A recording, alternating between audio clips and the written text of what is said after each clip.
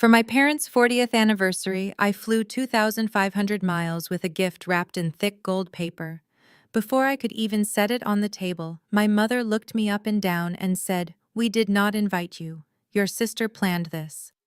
My father pushed the box off the table and told me to take my cheap garbage and leave. I picked it up, smiled, and walked out. When they found out what was actually inside that box the next morning, I woke up to 114 missed calls and a text begging for forgiveness. Before I continue this story, let me know where you are watching from in the comments below. Hit like and subscribe if you have ever had to stand up to toxic family members who underestimated your worth. My name is Valerie, and I am 34 years old. Walking into the VIP hall of the Belmont Country Club, I felt the familiar weight of my family judgment heavy in the air. The room was dripping in crystal chandeliers and towering floral arrangements that screamed new money and old insecurities. The Belmont was the kind of place where people pretended to have generational wealth while secretly drowning in credit card debt. I wore a simple tailored black dress.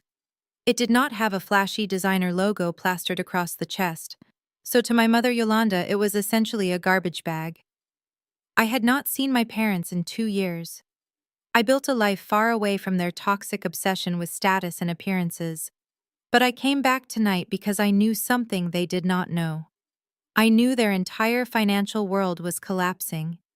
The gold box in my hands held the only lifeline that could save them from total ruin. I barely made it past the ice sculpture when Yolanda intercepted me. She wore a sequined gown that cost more than my first car. Her eyes darted frantically around the room, making sure none of her elite church friends were watching her interact with the family disappointment. "What are you doing here, Valerie?" she hissed. Her perfectly manicured nails dug into my arm, trying to physically steer me back toward the lobby doors. "I told you over the phone that this was an exclusive event for our real circle. You are going to embarrass us looking like a high school guidance counselor." I did not pull my arm away. I just looked down at her hand until she uncomfortably let go. "I came to give you an anniversary gift," I said calmly, extending the gold box. "It is something you desperately need." My father Richard stepped out from behind a towering arrangement of white roses. He adjusted his expensive silk tie and glared at me. His face was twisted in that familiar mask of disappointment he had worn since my childhood. "We did not invite you," he said, his voice a low, threatening rumble. "Your sister Monique planned this night to celebrate our legacy. We do not need you ruining the aesthetic with your cheap presents." I looked at the two of them and felt a cold calm wash over me. The old Valerie would have cried. The old Valerie would have begged for a seat at the table. But the woman standing in front of them owned a private equity firm that could buy this entire country club in cash. They just did not know it yet. I adjusted my grip on the box. "Funny," I said, keeping my voice perfectly level. "You talk about aesthetics and legacy now, but I remember the exact brand of the garbage bag you handed me when you kicked me out of the house at 18. It was a hefty bag, drawstring, very practical for a girl you threw onto the street in the middle of winter just because she refused to give her 2 minimum wage paychecks to fund a down payment for Monique's new luxury car." Yolanda scoffed, waving her hand dismissively, as if swatting away a fly. "Oh, please, you are still holding onto that ancient history. You always were so dramatic and jealous of your sister. She is a success. She married a brilliant Wall Street financial expert. Look at you now. 34 years old, working some back-office bank job, and showing up here uninvited to beg for scraps from our table. You really should leave Valerie," my father added. He took a step closer, trying to use his height to intimidate me, just like he did when I was a teenager. "You have always been the dark cloud in this family. We are trying to enjoy a milestone. Do not make me call security and have you escorted out of here." "Security?" I asked, tilting my head. "You want to call security on your own daughter? Because she brought you a gift." "It is probably just a cheap candle or a picture frame," Yolanda sneered. "We do not want your discount store garbage." She reached out and forcefully slapped my hand. The gold box slipped from my fingers and hit the polished marble floor with a heavy thud. The sound echoed just enough to make a few heads turn in our direction.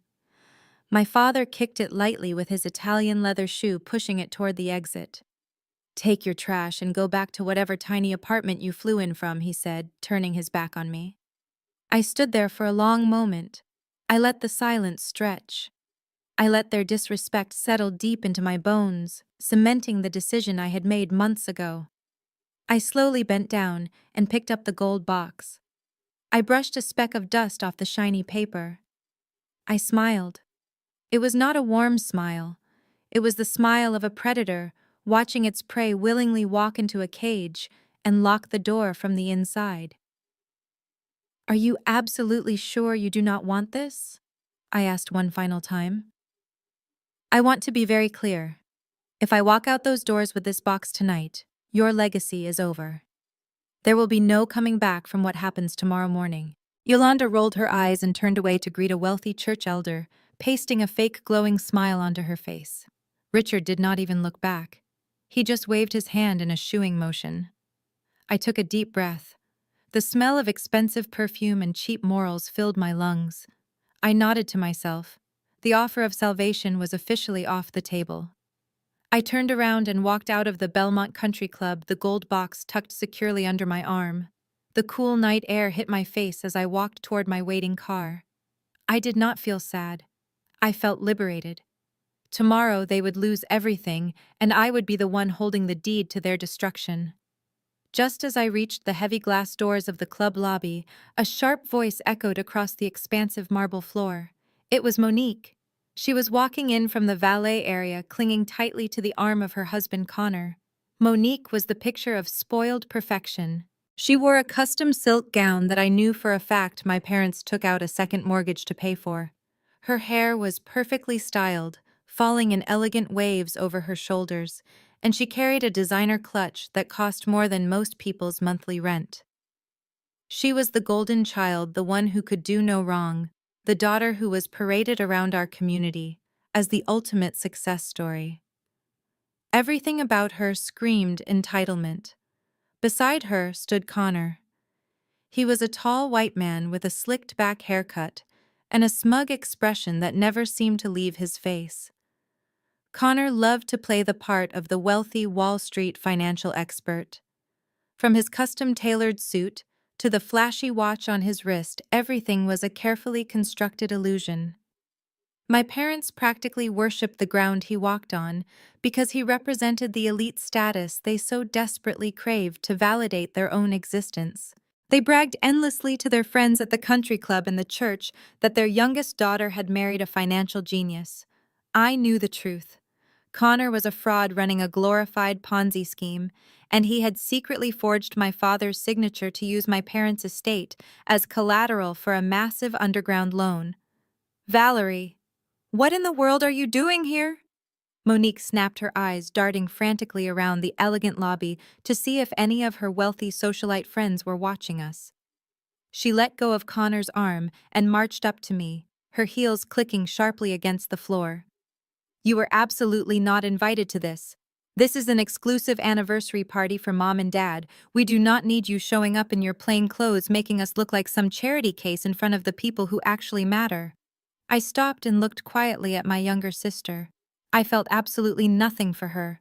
No anger, no sadness, just a profound sense of clinical pity. "I brought a gift for our parents," I said, simply shifting the gold-wrapped box in my hands. "I was just leaving anyway, so you do not have to worry about your carefully curated aesthetic being ruined by my presence." Connor let out a loud, arrogant laugh that bounced off the high ceilings. He stepped forward, sliding his hands casually into the pockets of his expensive suit.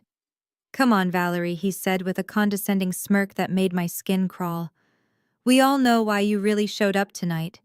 You heard about the big promotion I lied to everyone about getting, and you figured you could squeeze your rich family for a handout. Is the rent due on whatever tiny studio apartment you are living in right now?" I stared at him, letting the silence stretch between us. The sheer, unadulterated audacity of this man was almost impressive.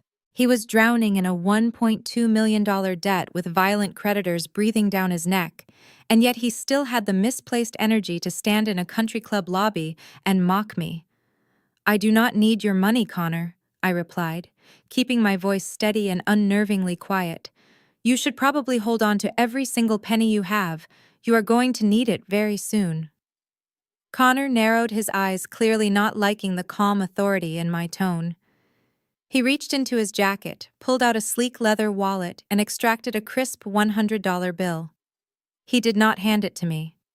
With a theatrical sigh, he intentionally dropped the money on the polished marble floor right at my feet. "Do yourself a favor and take a cab back to the slums, Valerie," he sneered. "Buy yourself a decent hot meal and stop bothering people who actually made something of their lives." Monique giggled, covering her mouth with her manicured hand, as if Connor had just done something incredibly charming and witty. "Just take the money and go," she said, rolling her eyes. "You are embarrassing yourself as usual." Before I could even formulate a response, I heard heavy, frantic footsteps approaching from the hallway behind me. It was my father, Richard. He and my mother, Yolanda, had followed me out to the lobby, clearly terrified that my presence near the main entrance would cause a scene in front of their arriving VIP guests.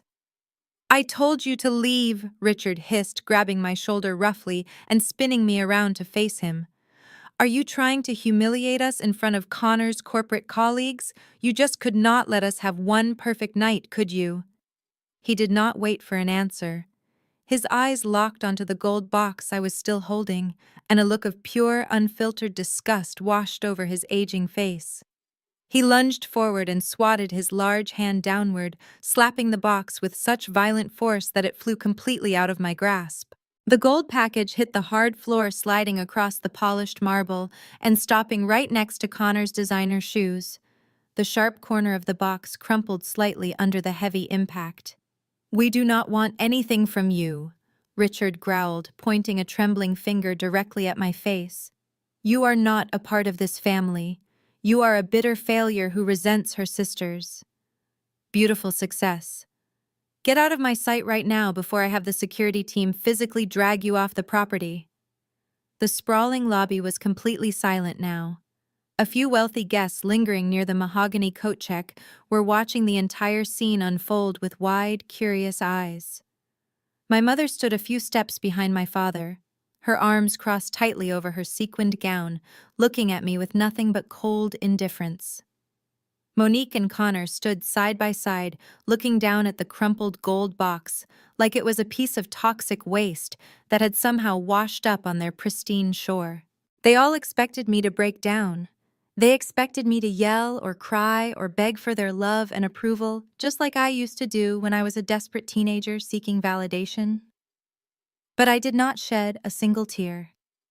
Instead, I slowly crouched down, maintaining perfect eye contact with Connor as I picked up the $100 bill he had thrown at me. I stood up, gracefully stepped into his personal space, and gently tucked the crisp bill into the breast pocket of his expensive suit jacket, smoothing the silk lapel with 2 fingers. "Use this to buy yourself a decent defense lawyer, Connor," I whispered softly so only he could hear the promise of ruin in my voice.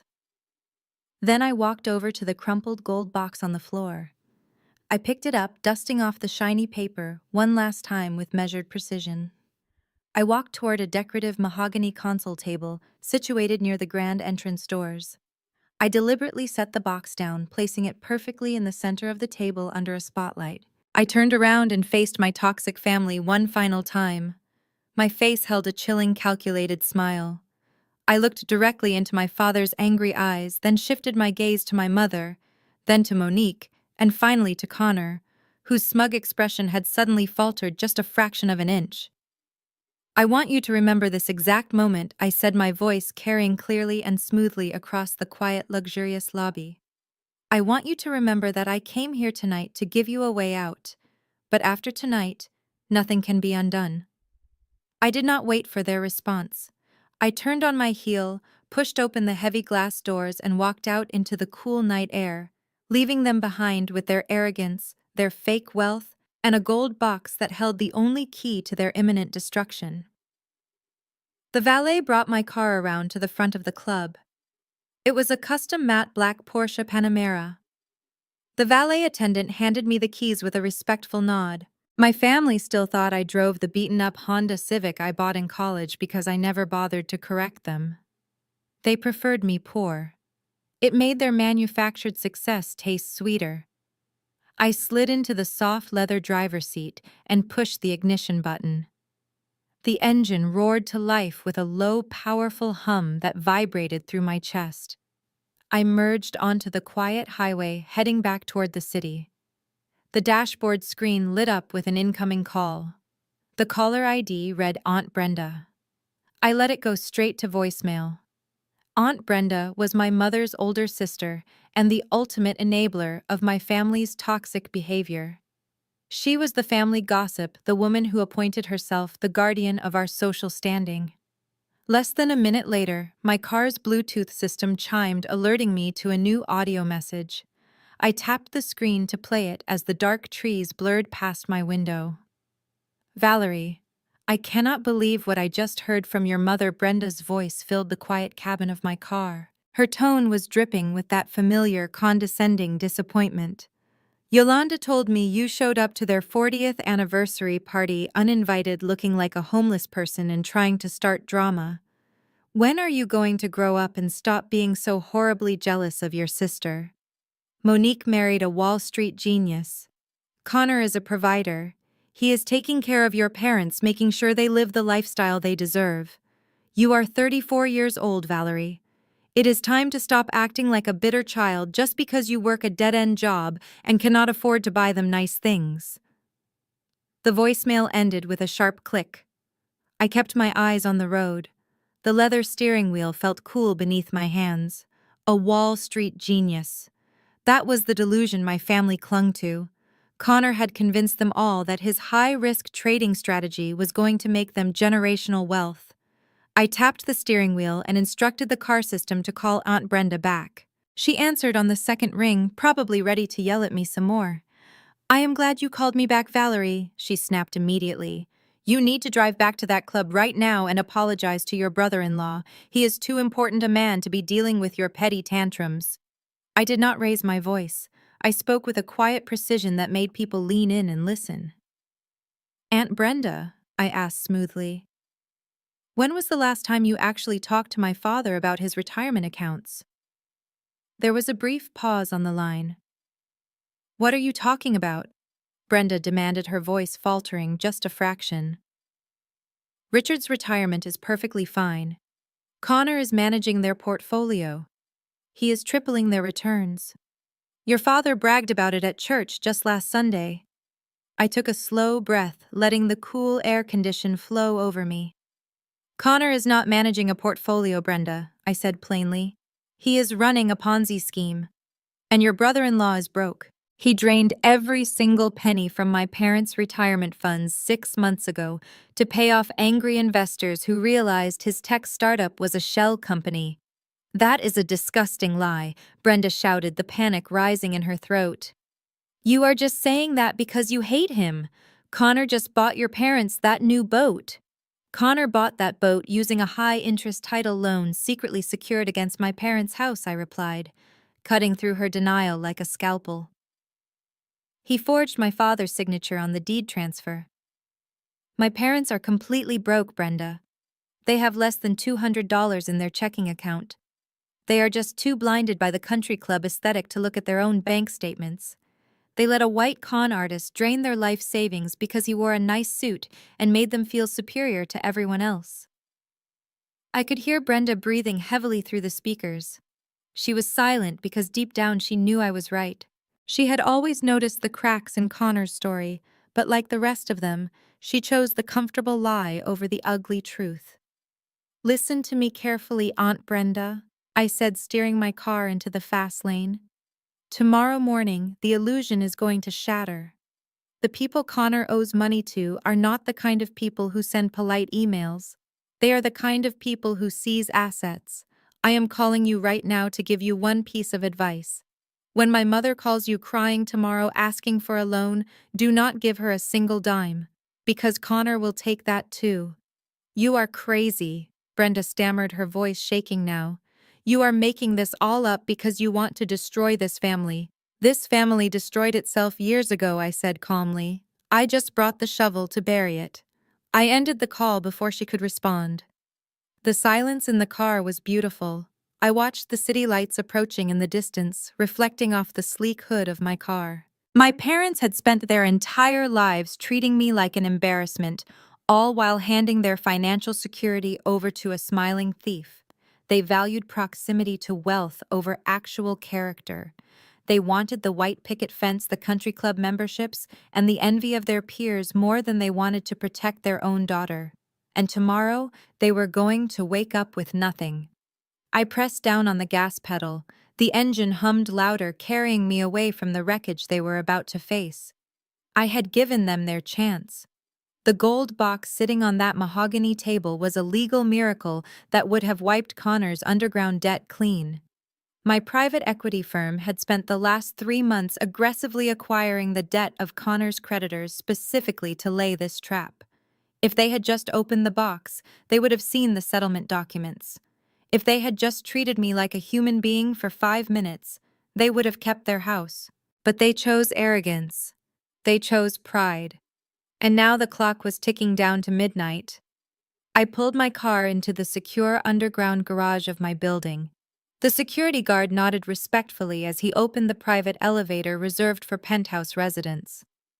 My family thought I lived in a cramped studio apartment in a bad neighborhood, because that was the narrative that made them feel comfortable. The truth was, I lived in a $5 million penthouse overlooking the city skyline. The elevator doors opened directly into my foyer. The quiet luxury of my home was a stark contrast to the loud, desperate display of wealth I had just left behind at the country club. I walked across the imported hardwood floors, dropping my keys on the marble kitchen island. I poured myself a glass of sparkling water and walked over to the floor-to-ceiling windows looking out at the glittering city lights below. My phone buzzed on the counter. The screen lit up with a notification from Instagram. Monique had just gone live. I picked up the phone and tapped the screen, watching her face appear. She was sitting in the plush back seat of the leased Mercedes-Benz Connor drove. The interior lighting was perfectly adjusted to highlight the fake tears welling up in her eyes. She was holding the phone close to her face, using a subtle filter that made her look fragile and emotionally exhausted. "I cannot believe I even have to make this video," she began, her voice trembling with practiced vulnerability. Tonight was supposed to be a beautiful celebration for my parents' 40-year anniversary. We were at the Belmont Country Club, surrounded by our wonderful friends and our church family. But my older sister Valerie decided to show up uninvited and ruin everything. I took a slow sip of my water, watching the viewer count climb rapidly. Monique knew exactly how to play the victim. She was a master at manipulating the narrative to feed her own ego. "Valerie has always struggled," Monique continued, wiping a dry tear from her cheek. "She refuses to work hard, and she has always been incredibly jealous of my husband Connor and the life we have built.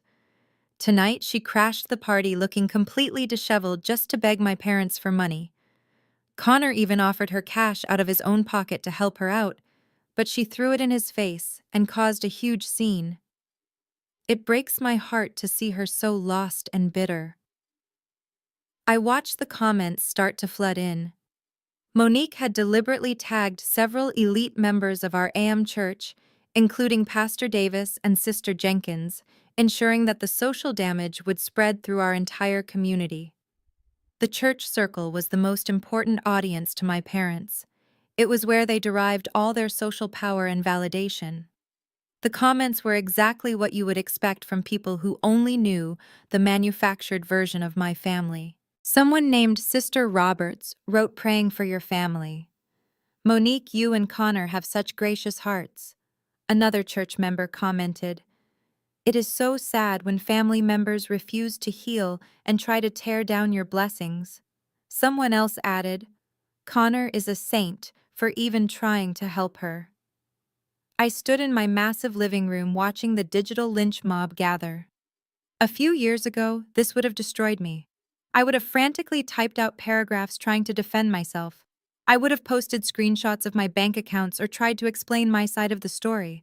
I would have let their lies dictate my emotional state. But tonight, I felt absolutely nothing but a cold, clinical amusement. They were performing a play on a sinking ship. Monique kept talking, staring mournfully into the camera. "We are just going to focus on love tonight," she said bravely. "We are going to pray for Valerie and hope she finds peace. We are not going to let her toxic energy ruin our family legacy." She paused, waiting for more sympathetic comments to roll in. The viewer count was over 300 now. The elite circles of our community were eating out of her hand. I set my water glass down on the counter. I opened the keyboard on my phone. I did not need to defend myself to people who were committed to misunderstanding me. I only needed to send a message to the two people who actually knew they were living a lie. I typed out one single comment. "Enjoy the rest of the night, Monique. I hope Connor wiped his hard drives." I hit send. I watched my comment appear at the very bottom of the scrolling chat. For 3 seconds, nothing happened. Monique was still talking about forgiveness and grace. Then her eyes darted down to read the new comment. The change in her demeanor was instantaneous and terrifying to watch. The fake, vulnerable smile completely vanished. Her face drained of color. The phone in her hand physically shook. She stopped speaking mid-sentence. Her mouth hung open slightly as she stared at the words on the screen. "Babe, what is it?" Connor asked from the front seat of the car. He sounded annoyed. "Are you still on that stupid live stream?" Monique did not answer him. She just kept staring at my comment, her eyes wide with sudden, genuine panic. The viewers in the chat started asking questions. They noticed the shift. They started asking what the comment meant and who Valerie was talking about. Suddenly, the screen went entirely black. The live stream ended abruptly. Monique had panicked and shut down the entire broadcast. I locked my phone and tossed it onto the soft cushions of my expensive sofa. I let out a long, slow exhale. The silence of my penthouse wrapped around me like a protective blanket. Down in the streets below, people were going about their lives, completely unaware of the financial earthquake that was about to strike my family. Monique and Connor were probably sitting in that parked luxury car right now, screaming at each other. Connor was probably realizing that his carefully constructed house of cards was finally collapsing. He had spent the last 6 months defrauding investors, stealing the retirement money of my parents, and forging property deeds, all while playing the arrogant hero. And now he knew that I knew. I walked over to the smart panel on my wall and dimmed the lights in the living room. The digital clock on the stove glowed softly in the dark kitchen. It was 10:30 at night. In exactly 90 minutes, the gold box I left on the mahogany table at the country club would officially expire. The $1.2 million debt that my private equity firm had quietly purchased from the dangerous creditors Connor had would default. And when it defaulted, the legal mechanisms would trigger automatically. I did not feel guilty. My parents chose their aesthetic over their daughter. They chose a white con artist over their own flesh and blood. They wanted a legacy built on lies, and tomorrow they were going to get exactly what they paid for. I turned away from the window and headed toward my bedroom to get a good night's sleep. The morning was going to be very busy. I walked into my bedroom and sat on the edge of the mattress. My laptop was open on the nightstand, glowing softly in the dark. On the screen was a live digital clock counting down the final minutes to midnight. I stared at the numbers, feeling a profound sense of closure. 10 miles away, the gold-wrapped box was probably sitting exactly where I left it on the mahogany table in the country club lobby. Or maybe a janitor had already swept it into a trash bin. My parents had treated it like garbage, but they had no idea they had literally thrown away their only chance at survival. Inside that crushed gold paper was not a cheap candle or a discount store picture frame. It was a thick stack of legally binding settlement documents printed on heavy watermarked paper. 6 months ago, Connor had gotten desperate. His fake Wall Street persona was crumbling. He had borrowed heavily from a syndicate of shadow lenders to keep up the appearance of wealth for Monique and my parents. When those dangerous lenders came to collect, Connor panicked. He did the unthinkable. He stole the original deed to my parents' sprawling colonial estate. He forged my father's signature and used the family home as collateral for a $1.2 million underground loan. My parents were completely oblivious. They were too busy bragging about Connor's imaginary promotions at church to notice their entire legacy was signed away to criminals. But those criminals made a mistake. They packaged Connor's debt along with several other toxic assets and sold it to a larger financial institution. 2 weeks ago, my private equity firm, V Apex Holdings, quietly acquired that exact portfolio. The moment my compliance team flagged Connor's name and the forged deed, I knew the universe had handed me the ultimate weapon. I owned Connor's debt. I owned my parents' house. The documents inside that gold box were a complete and total amnesty agreement. I had drafted them myself with my lead attorney. If my parents had simply opened the box, they would have found a contract fully releasing the lien on their house and wiping Connor's debt to zero. All they had to do was sign on the dotted line. It was a golden ticket, a miracle wrapped in gold paper. I had offered them salvation on a silver platter just to see if they could muster a single ounce of human decency toward me. They could not. They chose to humiliate me instead.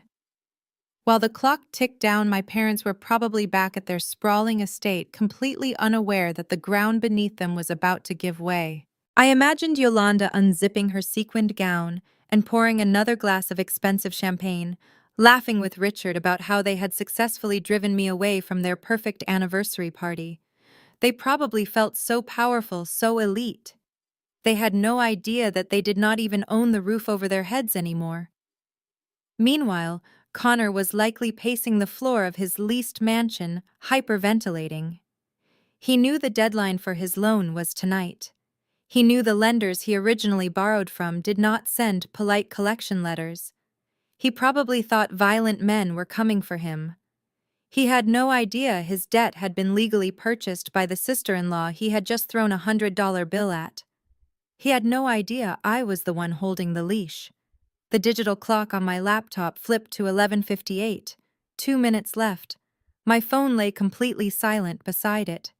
There were no frantic calls apologizing for their behavior at the country club. There were no text messages asking me to come back and join the family. They had made their choice. They had doubled down on their arrogance and their toxic pride. The glowing numbers shifted to 11:59. I reached out and rested my hand on the laptop keyboard. The settlement documents in the gold box had a very specific clause written into the fine print. The amnesty offer was valid only until midnight on the date of their anniversary. The moment the clock struck 12, the offer would be permanently revoked. The debt would default immediately.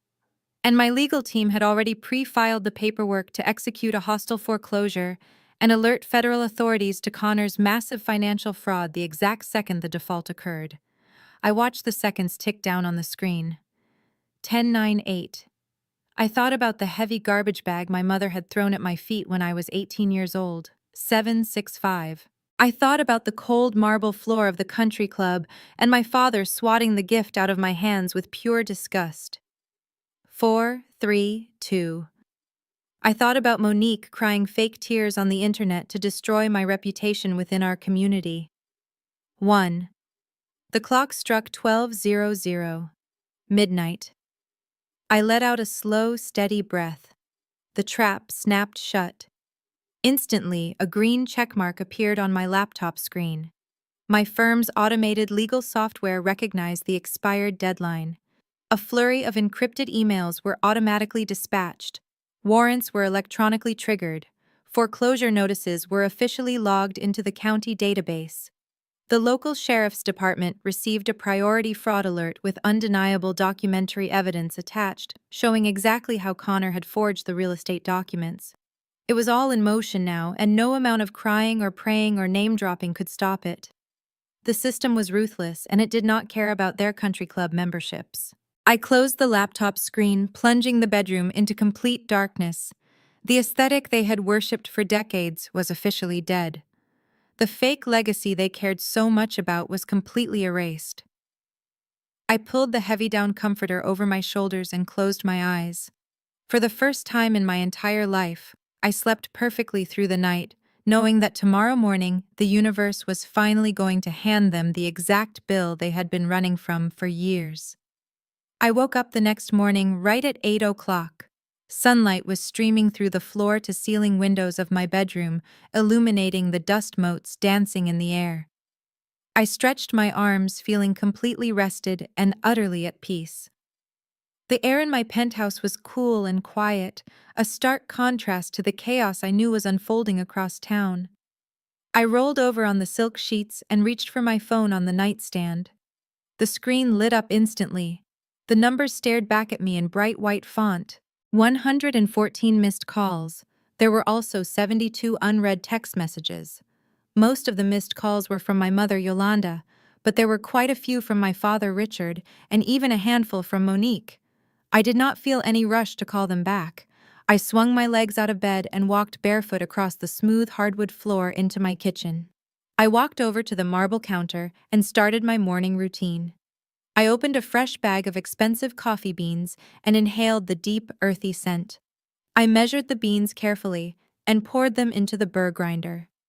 The loud grinding noise filled the quiet room for a few seconds, drowning out the silence.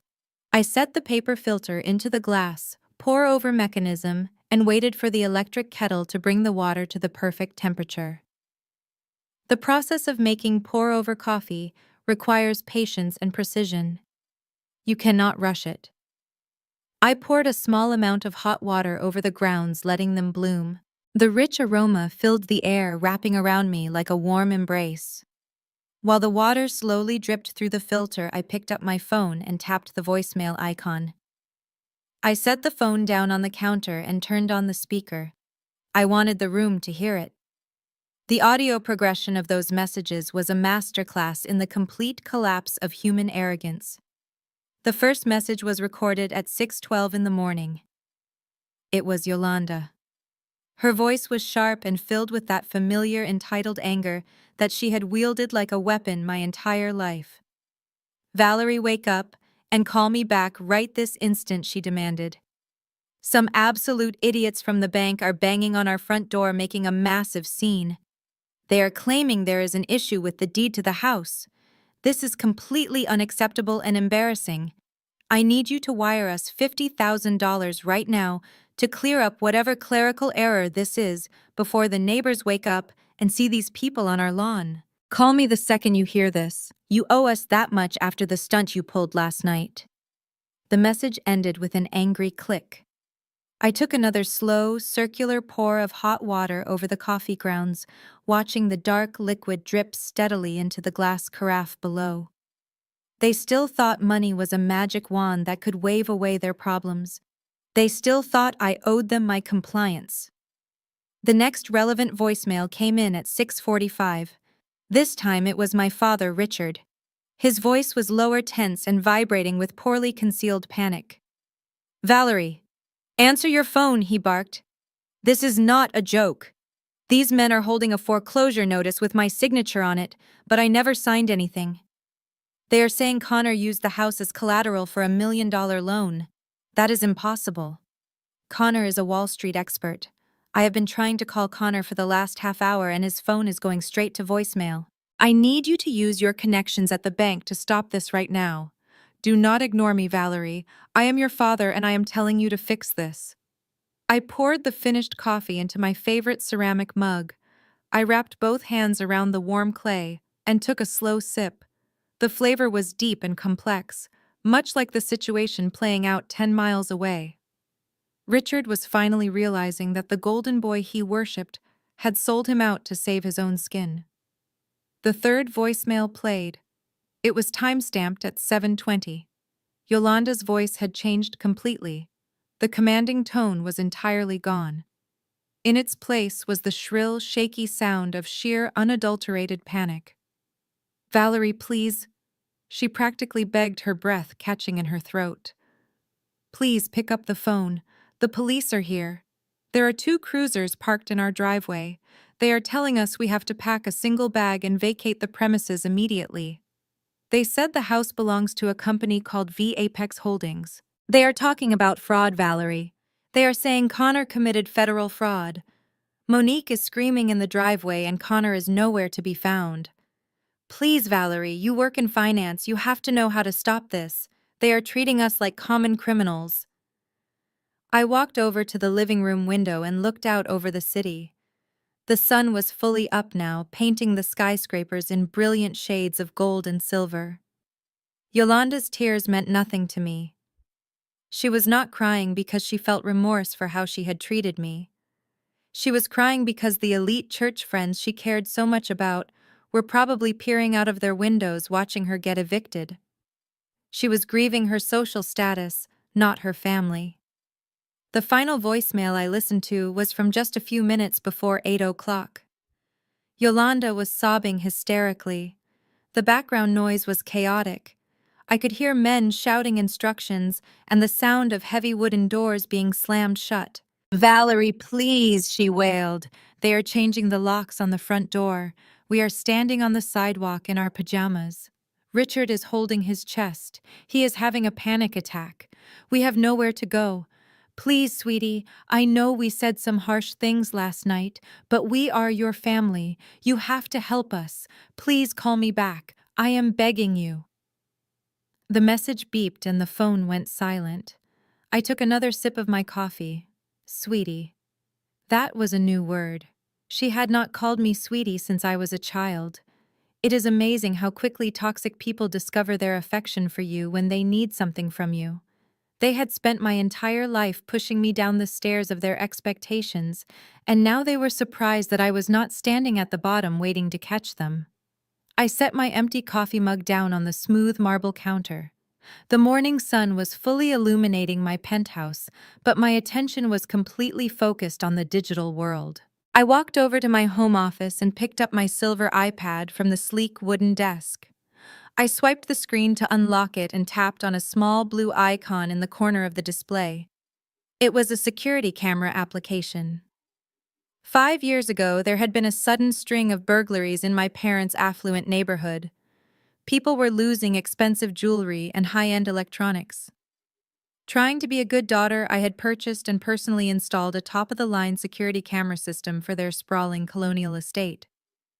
I spent an entire weekend running wires and setting up the sensors.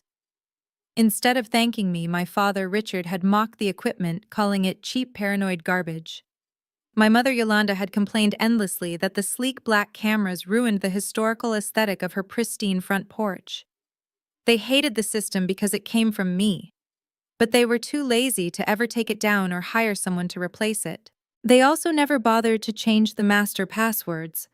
I still had full administrative access to every single camera on the property. The application loaded, and the high-definition live feeds populated my screen. I split the display into 4 distinct camera angles: the front porch, the wide driveway, the main foyer, and the backyard patio.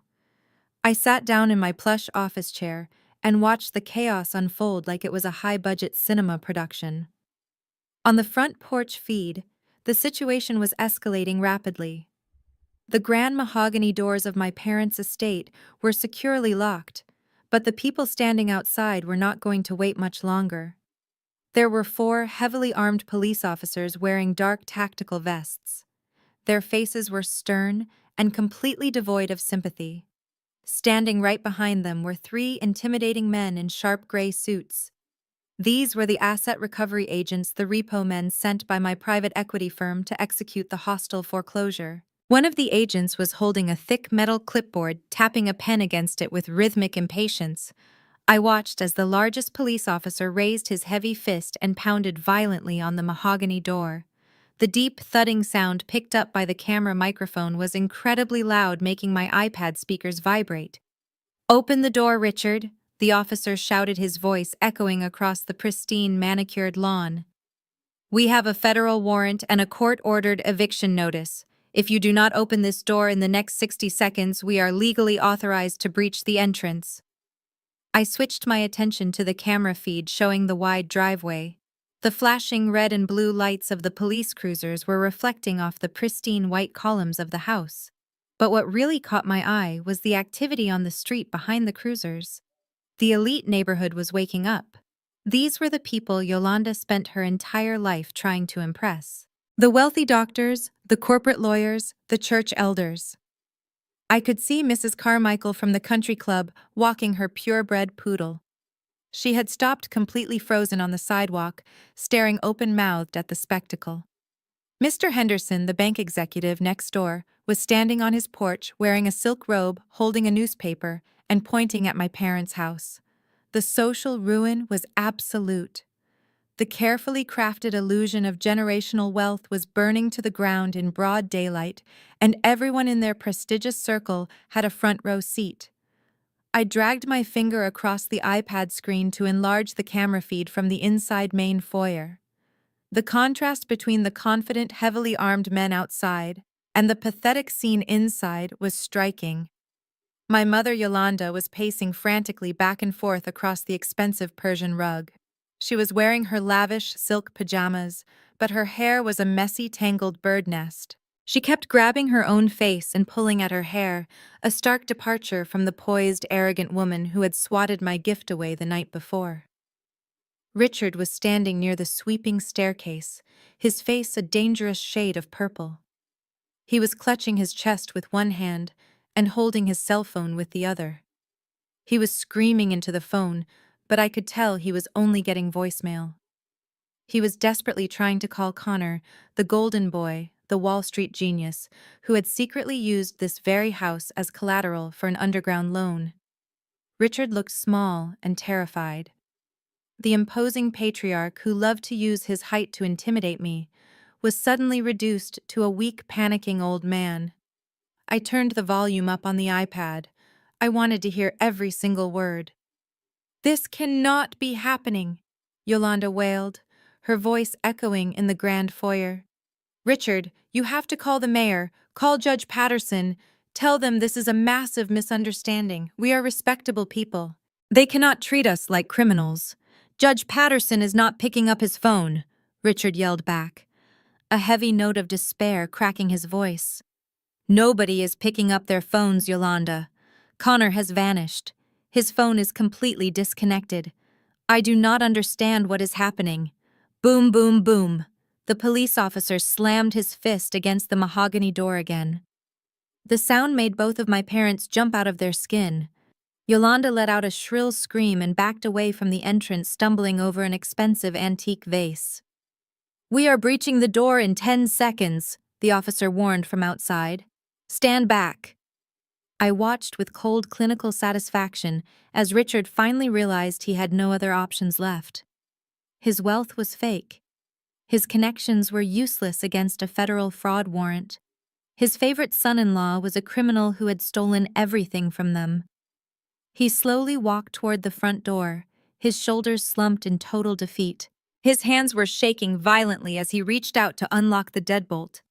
I leaned back in my chair and crossed my legs. The trap I had set was flawless. They had spent decades building a fortress of lies and entitlement. They had rejected my help because it did not come wrapped in the aesthetic they demanded. And now they were opening the door to their own destruction. The live feed was the best television I had watched in years. As Richard turned the heavy brass lock, I toggled my screen to show all 4 camera feeds at once.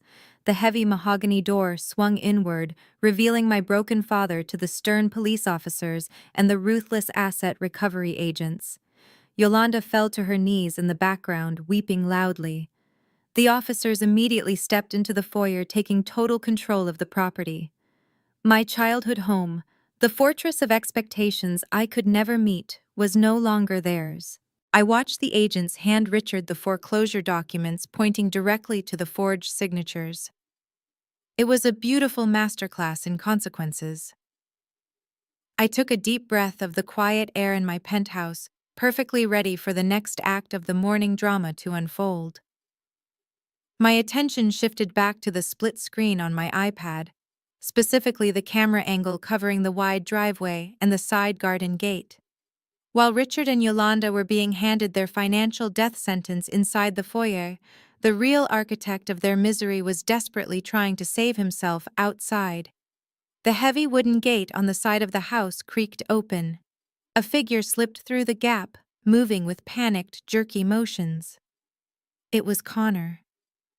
The Wall Street genius. The golden boy. The man who had arrogantly tossed a $100 bill at my feet just 12 hours ago was currently wearing wrinkled sweatpants and a dark hoodie pulled low over his face. He was clutching a stuffed leather duffel bag tightly against his chest. He was not running toward the front door to help his wife or his in-laws. He was sneaking through the bushes, trying to use the tall, manicured hedges as cover to reach his leased white Mercedes parked at the far edge of the driveway. He had a one-way ticket to Switzerland waiting for him at the airport, and he was fully prepared to leave Monique and her parents to take the fall for his $1 million fraud. I leaned closer to the screen, watching his pathetic attempt at stealth. He looked nothing like the smug, elite financial expert my family worshipped. He looked like exactly what he was, a desperate common criminal fleeing the scene of his crime. Connor made it to the edge of the hedges and paused. The police cruisers were flashing their bright red and blue lights across the lawn. The asset recovery agents were standing near the front porch. Connor thought he had a clear path to his car door. He broke into a full sprint across the wet morning grass. But he underestimated the officer's perimeter. A young police officer standing near the back of the second cruiser spotted the sudden movement. "Hey, stop right there!" the officer yelled, his voice cutting through the crisp morning air. "Drop the bag and put your hands where I can see them." Connor did not stop. The panic completely took over his brain. He fumbled with his keys, wildly pressing the unlock button on his key fob. The Mercedes chirped in response. He reached for the door handle, but his expensive leather shoes slipped on the damp grass. He never even got the door open. The young officer closed the distance in seconds, lowering his shoulder and tackling Connor directly into the side of the luxury vehicle. The impact was heavy and loud. Connor let out a sharp cry as the breath was knocked out of his lungs. The heavy leather duffel bag flew out of his hands, hitting the concrete driveway and bursting open. Stacks of rubber-banded cash, several fake passports, and a handful of expensive watches spilled out onto the ground for everyone to see. This was the emergency fund he had secretly drained from my parents' retirement accounts. He had literally packed their entire future into a bag to fund his solo escape. 2 more officers rushed over, drawing their weapons and shouting commands. "Stop resisting! Put your hands behind your back," they ordered, pressing Connor's face aggressively into the wet grass. The golden boy was writhing in the dirt, his designer hoodie stained with mud, his pristine image permanently destroyed. Just as the cold metal handcuffs clicked around Connor's wrists, the front door of the house burst open. Monique stumbled out onto the porch. She had thrown on a silk robe over her pajamas, and her face was stained with the remnants of yesterday's expensive makeup.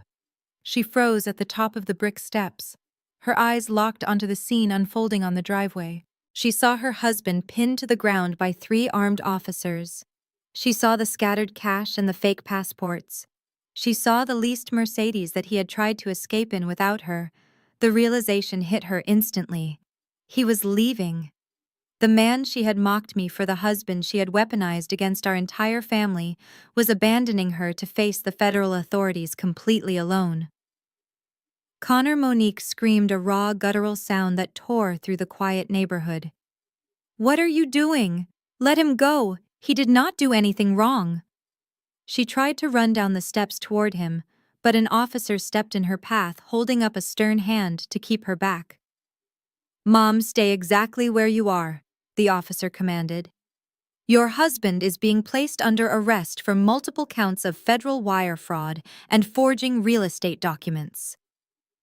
Monique collapsed onto the brick walkway, sobbing hysterically. She kept screaming his name, but Connor did not even look at her as the officers hauled him to his feet. His face was smeared with mud, and his expression was completely blank. He knew it was over. The illusion had evaporated. The real tragedy for my family was not just the arrest, it was the audience. The camera feed showed the crowd of elite neighbors that had gathered on the sidewalks. These were the same people Monique had tagged in her fake crying video last night. These were the church elders and the country club members whose approval dictated every single decision my parents ever made. Mrs. Carmichael was standing perfectly still, holding her poodle's leash tightly, her mouth hanging open in absolute shock. She was whispering to another neighbor, pointing directly at the scattered cash on the driveway. Mr. Henderson, the bank executive, was shaking his head in disgust, clearly recognizing the signs of a massive financial collapse. He had always suspected Connor was a lightweight, and now his suspicions were brutally confirmed on the front lawn. Pastor Davis from the AIM Church had just pulled up in his sedan and was staring at Connor in handcuffs with a look of profound disappointment. My parents had sacrificed their relationship with their eldest daughter to buy a ticket into this exact social circle. They had traded their dignity for the envy of these neighbors. And now those same neighbors were watching them get publicly humiliated, stripped of their fake wealth, and exposed as complete frauds. The officers shoved Connor into the back of the police cruiser, pushing his head down to clear the doorframe. The door slammed shut with a heavy metallic thud, sealing his fate. Monique was still wailing on the ground, beating her fists against the bricks, while my mother, Yolanda, stood frozen in the doorway, too paralyzed by the social embarrassment to even go comfort her favorite child. I watched the entire sequence from the quiet safety of my penthouse. I did not feel a single ounce of guilt. They had worshipped a false idol because he was white and wore an expensive suit, completely ignoring his terrible character. They had eagerly participated in my destruction to protect his fragile ego. The universe was just finally forcing them to read the price tag on the lifestyle they had chosen. I took another sip of my coffee, letting the bitter, rich flavor wash over my tongue, perfectly satisfied with the morning entertainment. Back inside the sprawling colonial estate, the situation had reached its breaking point. The heavily armed officers were systematically moving through the first floor, clearing the rooms to ensure the property was secure. Richard and Yolanda were being corralled toward the front door like unwanted trespassers in their own home. They had not been given time to pack a single bag or even change out of their expensive sleepwear. Richard was wearing a set of deep burgundy silk pajamas that he had custom ordered from a high-end boutique downtown. Yolanda was shivering slightly in her sheer matching robe, her arms crossed tightly over her chest. The grand crystal chandelier above them cast a harsh, unforgiving light on their panicked faces. The asset recovery agent in the gray suit was standing near the sweeping staircase, aggressively tapping his pen against his metal clipboard. "This is an absolute outrage," Richard bellowed, planting his feet on the expensive Persian rug and refusing to move any further toward the exit. "I demand to speak to your superior officer immediately. You have no right to march into my home and order me out like a common criminal. I am personal friends with Mayor Johnson. I golf with Judge Patterson every single weekend at the Belmont Country Club. One phone call and every single one of you will be looking for a new job by tomorrow morning." The largest police officer, the one who had pounded on the door just minutes earlier, let out a tired, heavy sigh. He stepped forward, closing the distance between himself and my father. He did not look intimidated by the name-dropping. He looked completely exhausted by it. "Mr. Brooks." The officer said, his voice a low, commanding rumble. "You can call the mayor. You can call the governor. You can call the President of the United States. For all I care. But right now, you are standing on private property that you no longer legally own. If you do not step outside onto that sidewalk in the next 30 seconds, I am going to have to physically remove you and add trespassing to your list of problems this morning." Richard puffed out his chest, trying to use his height and his deep voice to assert dominance, just like he used to do to me when I was a teenager. "I own this house," he roared, his face turning a dangerous shade of purple. "My name is on the deed. My family built this legacy. The asset recovery agent stepped forward, holding out his metal clipboard. He flipped to the second page of a thick legal document and pointed a manicured finger at the bottom line. Not anymore. Mr. Brooks, the agent said, his voice smooth and completely devoid of emotion. This property was officially foreclosed upon at exactly 12:00 a.m. this morning, due to a default on a $1.2 million high-interest title loan. The debt was purchased and executed by V Apex Holdings. That is a lie, Richard screamed, stepping closer to the agent. I never took out $1 million loan against this house. I have never even heard of V Apex Holdings in my entire life. The agent did not flinch. He simply unclipped a piece of paper from the stack and handed it directly to Richard. It was a high-resolution copy of the original loan agreement. Take a close look at the signature line on page 4, Mr. Brooks, the agent said coldly. The paperwork was notarized and submitted to the county clerk's office 6 months ago by a Mr. Connor Hayes. The funds were wired directly to multiple offshore accounts connected to his name. Richard snatched the paper from the agent's hand. His eyes scanned the document rapidly, reading over the dense legal jargon until he reached the bottom of the page. There, glaring back at him in black ink, was his own signature. But it was not his handwriting. It was a perfect forgery, an exact replica of the way he signed his name on country club checks and church donation envelopes. The kind of signature only someone who lived in his house and managed his finances would know how to fake so perfectly. The color completely drained from Richard's face. His hands began to shake violently, crumpling the edges of the legal document. Connor, he whispered, the name slipping from his lips like a curse. He forged my name. He stole the house. Yolanda let out a sharp, terrified gasp. What are you talking about, Richard? She cried, grabbing his arm frantically. What does that paper say? What did Connor do? Richard did not answer her. He just stood there, staring at the forged signature, his entire reality collapsing around him in real time. The golden boy, the Wall Street genius they had chosen over their own flesh and blood, had systematically stripped them of everything they owned. The irony was absolutely suffocating. They had kicked me out of this very house at 18 years old because I refused to give Monique my meager paychecks to buy a luxury car. And now Monique's husband had taken the entire house from them to fund his own escape. All right, folks, time is up, the police officer said, stepping behind Richard and placing a firm hand on his shoulder. Let us go. Outside now. Yolanda started to cry hysterically, pleading with the officers as they physically guided her toward the open doorway. Please, she sobbed, tears ruining her expensive face cream. All my jewelry is upstairs. My grandmother's pearls are in the safe. You cannot just throw us out into the street with nothing. Let me go upstairs and get my things. Please, I am begging you. The asset recovery agent shook his head slowly. The contents of this property are currently frozen, pending a full federal investigation into the fraud committed by your son-in-law, he explained mechanically. Any attempt to remove assets from the premises will be considered a federal crime. You need to exit the building immediately. The officers pushed Richard and Yolanda out onto the front porch. The cool morning air hit them instantly, making them shiver in their thin silk pajamas. The heavy mahogany door swung shut behind them with a loud, decisive thud. The sound echoed across the perfectly manicured lawn, signaling the absolute end of their reign. Richard stood on the brick steps, staring blankly at the police cruisers and the elite neighbors watching from the sidewalks. The man who had arrogantly swatted my gift away 12 hours ago was now completely homeless and penniless, standing in front of the community he had sacrificed his own daughter to impress.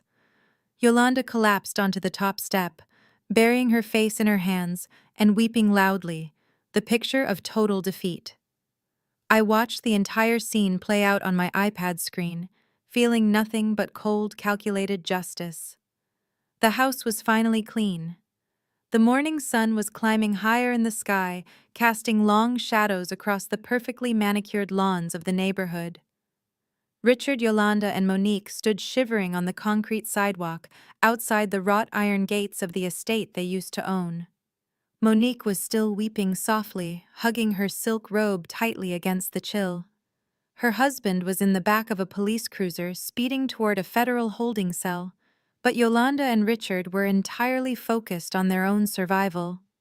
The neighborhood spectacle was becoming unbearable. Mrs. Carmichael was still standing down the block, pretending to adjust her poodle's collar while actively staring. Mr. Henderson had actually pulled out his phone and was quietly recording the scene from his porch. The social humiliation was a physical weight pressing down on my parents' shoulders. Every second they stood on that sidewalk was a dagger to their fragile egos. They had spent 20 years convincing these neighbors they were untouchable, and now they were public entertainment.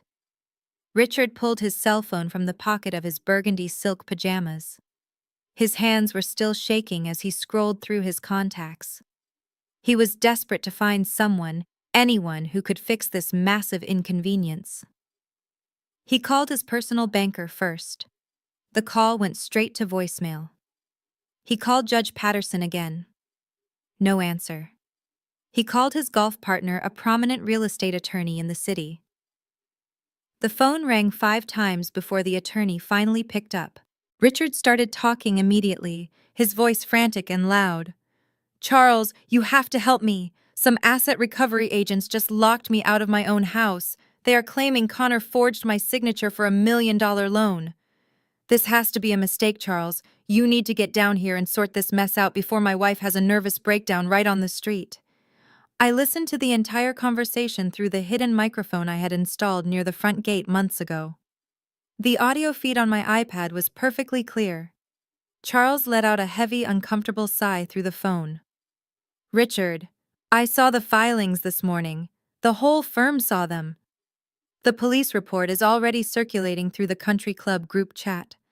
Connor took out a massive title loan from a shadow syndicate, and he defaulted. The deed is gone, Richard. There is absolutely nothing I can do for you."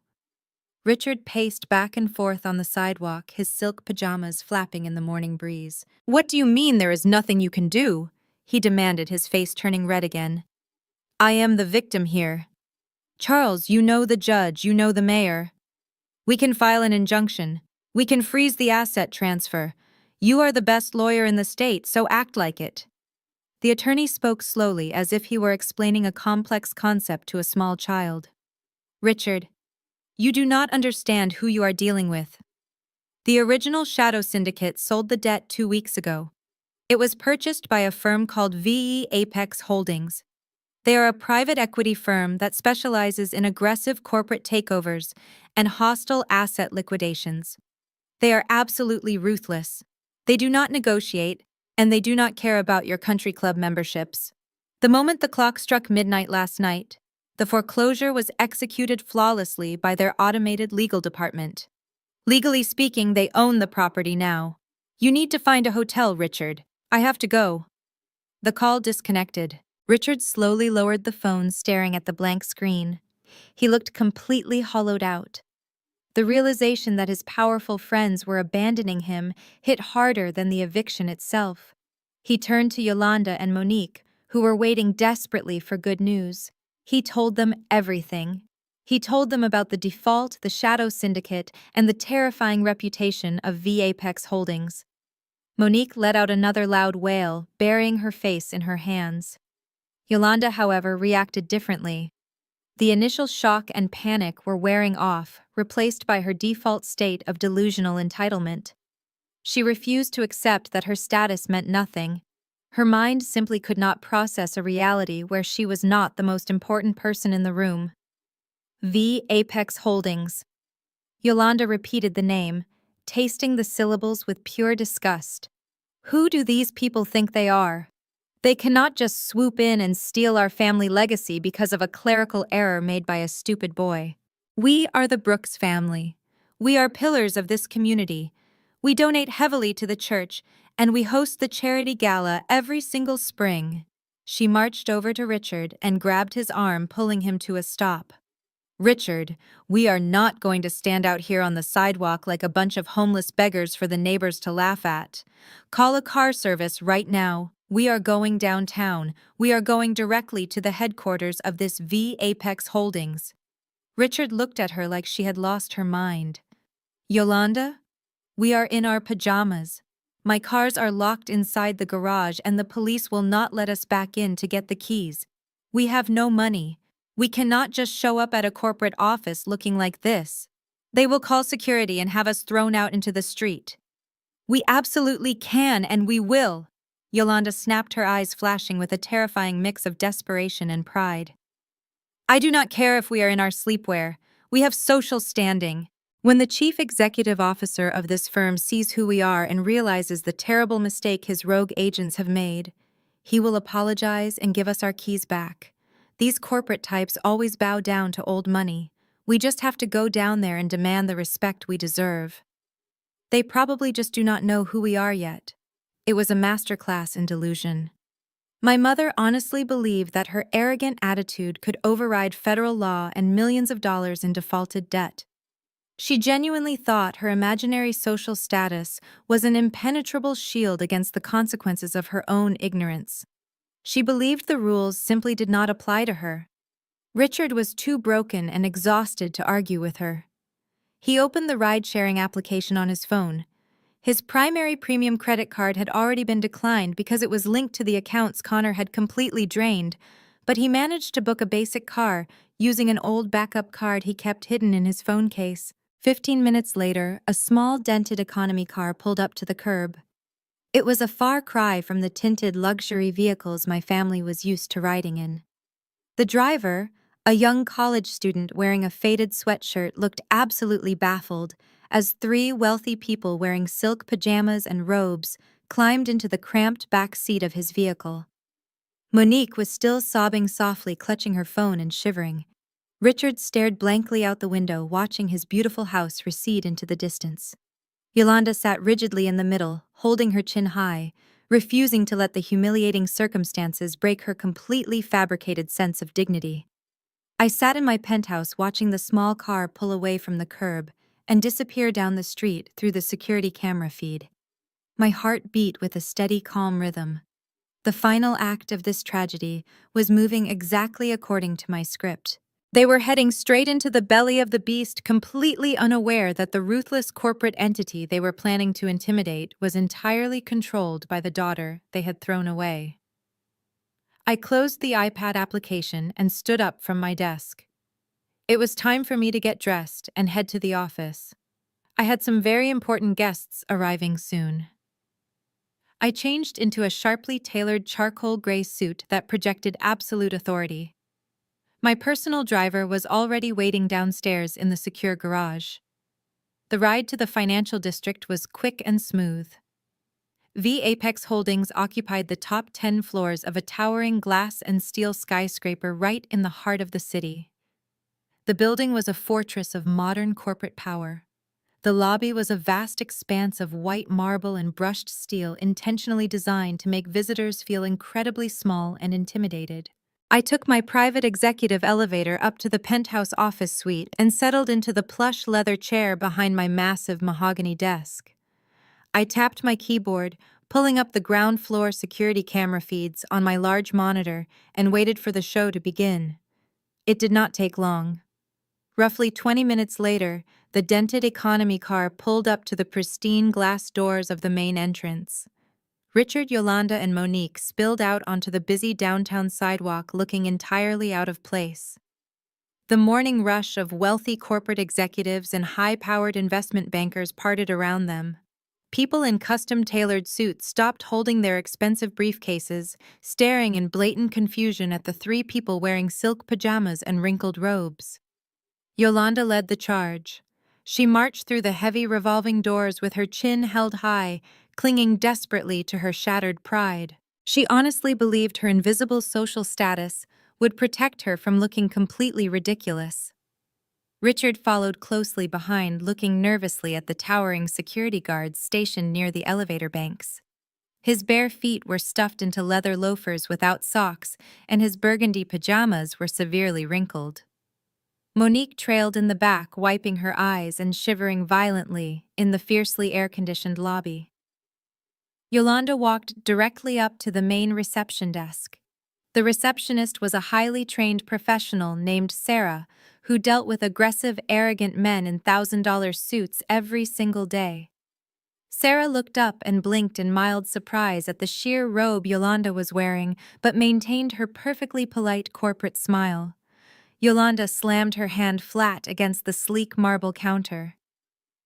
"I demand to speak to the Chief Executive Officer of V Apex Holdings."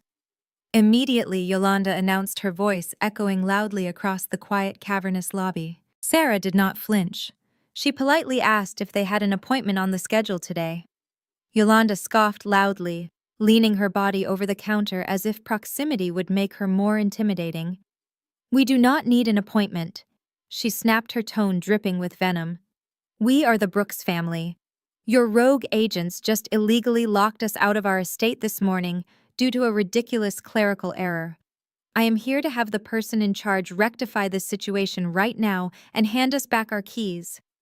Sarah calmly typed something into her computer and explained that nobody could go upstairs to the executive levels without a scheduled meeting and proper security clearance. She suggested they contact the legal department via email. This calm answer completely set Yolanda off. Her delusion took over completely. "Do you have any idea who you are talking to?" She screamed, her voice shrill and desperate, echoing off the marble walls. Several executives in the lobby stopped to watch the spectacle. "We are personal friends with Mayor Johnson. We golf with federal judges. You are going to pick up that phone and tell your boss that Richard and Yolanda Brooks are waiting down here, or I will personally see to it that you are fired and blacklisted from working in this city ever again." Richard stepped forward, trying to add his deep voice to the threat, but he just sounded tired and pathetic. "Listen to my wife," he ordered weakly. "We are very important people, and we expect to be treated with basic respect." The disruption was too loud. 3 large security guards wearing sharp black suits began walking purposefully toward the reception desk. They moved with military precision, completely unfazed by the name-dropping. "Sir, Mom, it is time for you to leave the building." One of the guards said, his voice low and dangerous. He reached out to grab Richard's arm. "You are causing a disturbance, and you are trespassing on corporate property. Walk out those doors right now, or we will physically throw you onto the sidewalk and call the local precinct." Yolanda started to panic, backing away from the massive guard. "You cannot touch us!" she shrieked, pointing a trembling finger at the security team. "We are the Brooks family." Up in my office, I smiled. The timing was absolutely perfect. They had reached the peak of their humiliation and desperation. I reached across my desk and pressed the intercom button on my phone. Sarah picked up instantly, her voice calm despite the chaos happening 2 feet away from her. "Yes, boss," she said.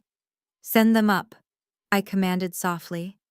Down in the lobby, Sarah held up a hand, signaling the 3 security guards to stop. The guards immediately stepped back, folding their arms, but keeping a close eye on Richard.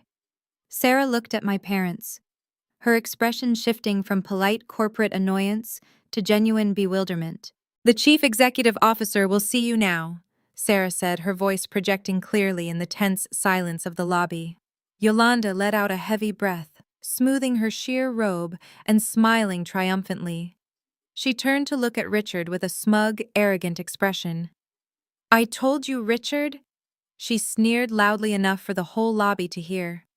"They know exactly who we are." "Old money talks." Richard let out a sigh of relief, running a hand over his tired face. "Who did you say we are meeting with?" "Exactly?" Richard asked the receptionist, his voice trembling slightly. Sarah looked down at her computer screen, verifying the information, and then looked directly into Richard's eyes. "You are meeting with CEO Valerie Brooks," she replied smoothly. "The security guards will escort you to her private elevator." The triumphant smile on Yolanda's face instantly melted away. The sheer magnitude of the name struck her like a physical blow. The color completely drained from her cheeks, leaving her looking pale and sick. Richard staggered backward a few steps, his eyes wide with pure, unadulterated shock. His mouth opened, but no words came out. Monique stopped crying, completely frozen in place, staring at the receptionist as if she had just spoken in a foreign language. Valerie Yolanda whispered the name, choking in her throat. That is impossible. She works at a bank. The security guards did not give them time to process the reality shifting around them.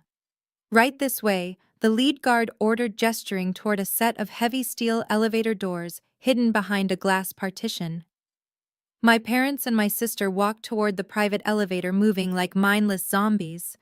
Their arrogant entitlement had evaporated, leaving nothing but cold, suffocating dread. They stepped into the steel box, their reflection staring back at them in their wrinkled pajamas. The heavy doors slid shut, sealing them inside. They were slowly ascending to the penthouse, entirely at the mercy of the daughter they had thrown away like garbage. The soft chime of the private elevator echoed through the expansive penthouse boardroom. The heavy steel doors slid silently open, revealing my family huddled together in the sleek modern foyer. The boardroom was designed to intimidate. It featured floor-to-ceiling windows that offered a dizzying panoramic view of the entire city. In the center of the room sat a massive custom glass conference table surrounded by black leather ergonomic chairs. I sat at the very head of the table, my hands resting calmly on the cool glass. My assistant stood quietly in the corner, holding a digital tablet. My parents and sister stepped out of the elevator. The bright natural sunlight streaming through the windows highlighted every single wrinkle in their silk pajamas and every smudge of ruined makeup on their faces.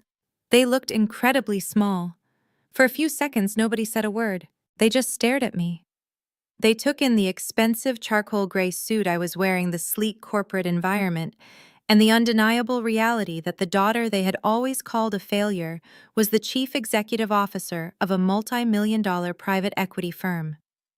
I watched the psychological gears turning in my mother's head. A normal person would have felt shame. A normal parent would have apologized and realized the magnitude of their terrible behavior. But Yolanda Brooks was not a normal parent. As the initial shock began to fade, her deeply ingrained entitlement rushed back in to protect her fragile ego. She squared her shoulders and marched toward the glass table, completely ignoring the reality of her situation. "This is a very sick joke," Valerie Yolanda snapped, slapping her bare hand against the glass tabletop. "You actually had us locked out of our own home just to prove some twisted point. You hired those actors in police uniforms to humiliate us in front of the entire neighborhood. Well, congratulations. You had your little power trip. Now pick up your phone and tell those people to let us back into our house." I did not move. I just looked at her. She honestly believed the federal authorities were actors. She was so desperate to maintain her delusion that she was rewriting reality right in front of me. "There are no actors, Yolanda," I said, keeping my voice perfectly flat. "The police officers were real. The asset recovery agents were real. The foreclosure is real. You do not own that house anymore." Richard stepped forward, standing next to his wife.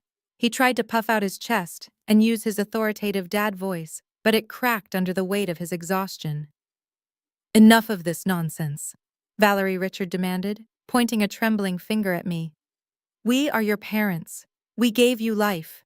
You do not get to play these corporate games with us. If you own this company, then you have the power to fix this immediately. I know you brought that gold box to the country club last night. I know you have a check in there.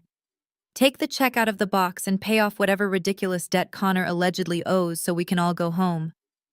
I leaned back in my leather chair. It was genuinely fascinating to watch them operate. They were completely broke, standing in my boardroom wearing sleepwear, and they were still trying to give me orders. They still viewed me as their subordinate. Monique pushed her way past our parents. Her face was red and puffy from crying. She slammed her hands on the table, leaning toward me with pure hatred in her eyes. "Connor is in a federal holding cell because of your stupid company, Valerie," she screamed. "He is your brother-in-law. You owe him a defense attorney and you owe him bail money right now. How could you do this to your own family? I looked at Monique, taking in her ruined aesthetic. Connor is in a federal holding cell because he ran a Ponzi scheme and forged our father's signature on a legal deed, I replied calmly. He stole from our parents to fund his fake lifestyle. My company simply purchased the debt he defaulted on. I did not put him in jail. Monique, his own massive ego put him in jail. You demand that I fix your lives while you still refuse to acknowledge the damage you caused mine. You stand there in your silk pajamas demanding bail money for a man who packed his bags and tried to run away without his wife. Connor was fully prepared to leave you to deal with the federal investigators, Monique. He had a ticket to Switzerland in his bag. Yet here you are yelling at the only person who actually tried to warn you. Yolanda let out a loud, dramatic sigh, rolling her eyes as if I was just being a difficult teenager.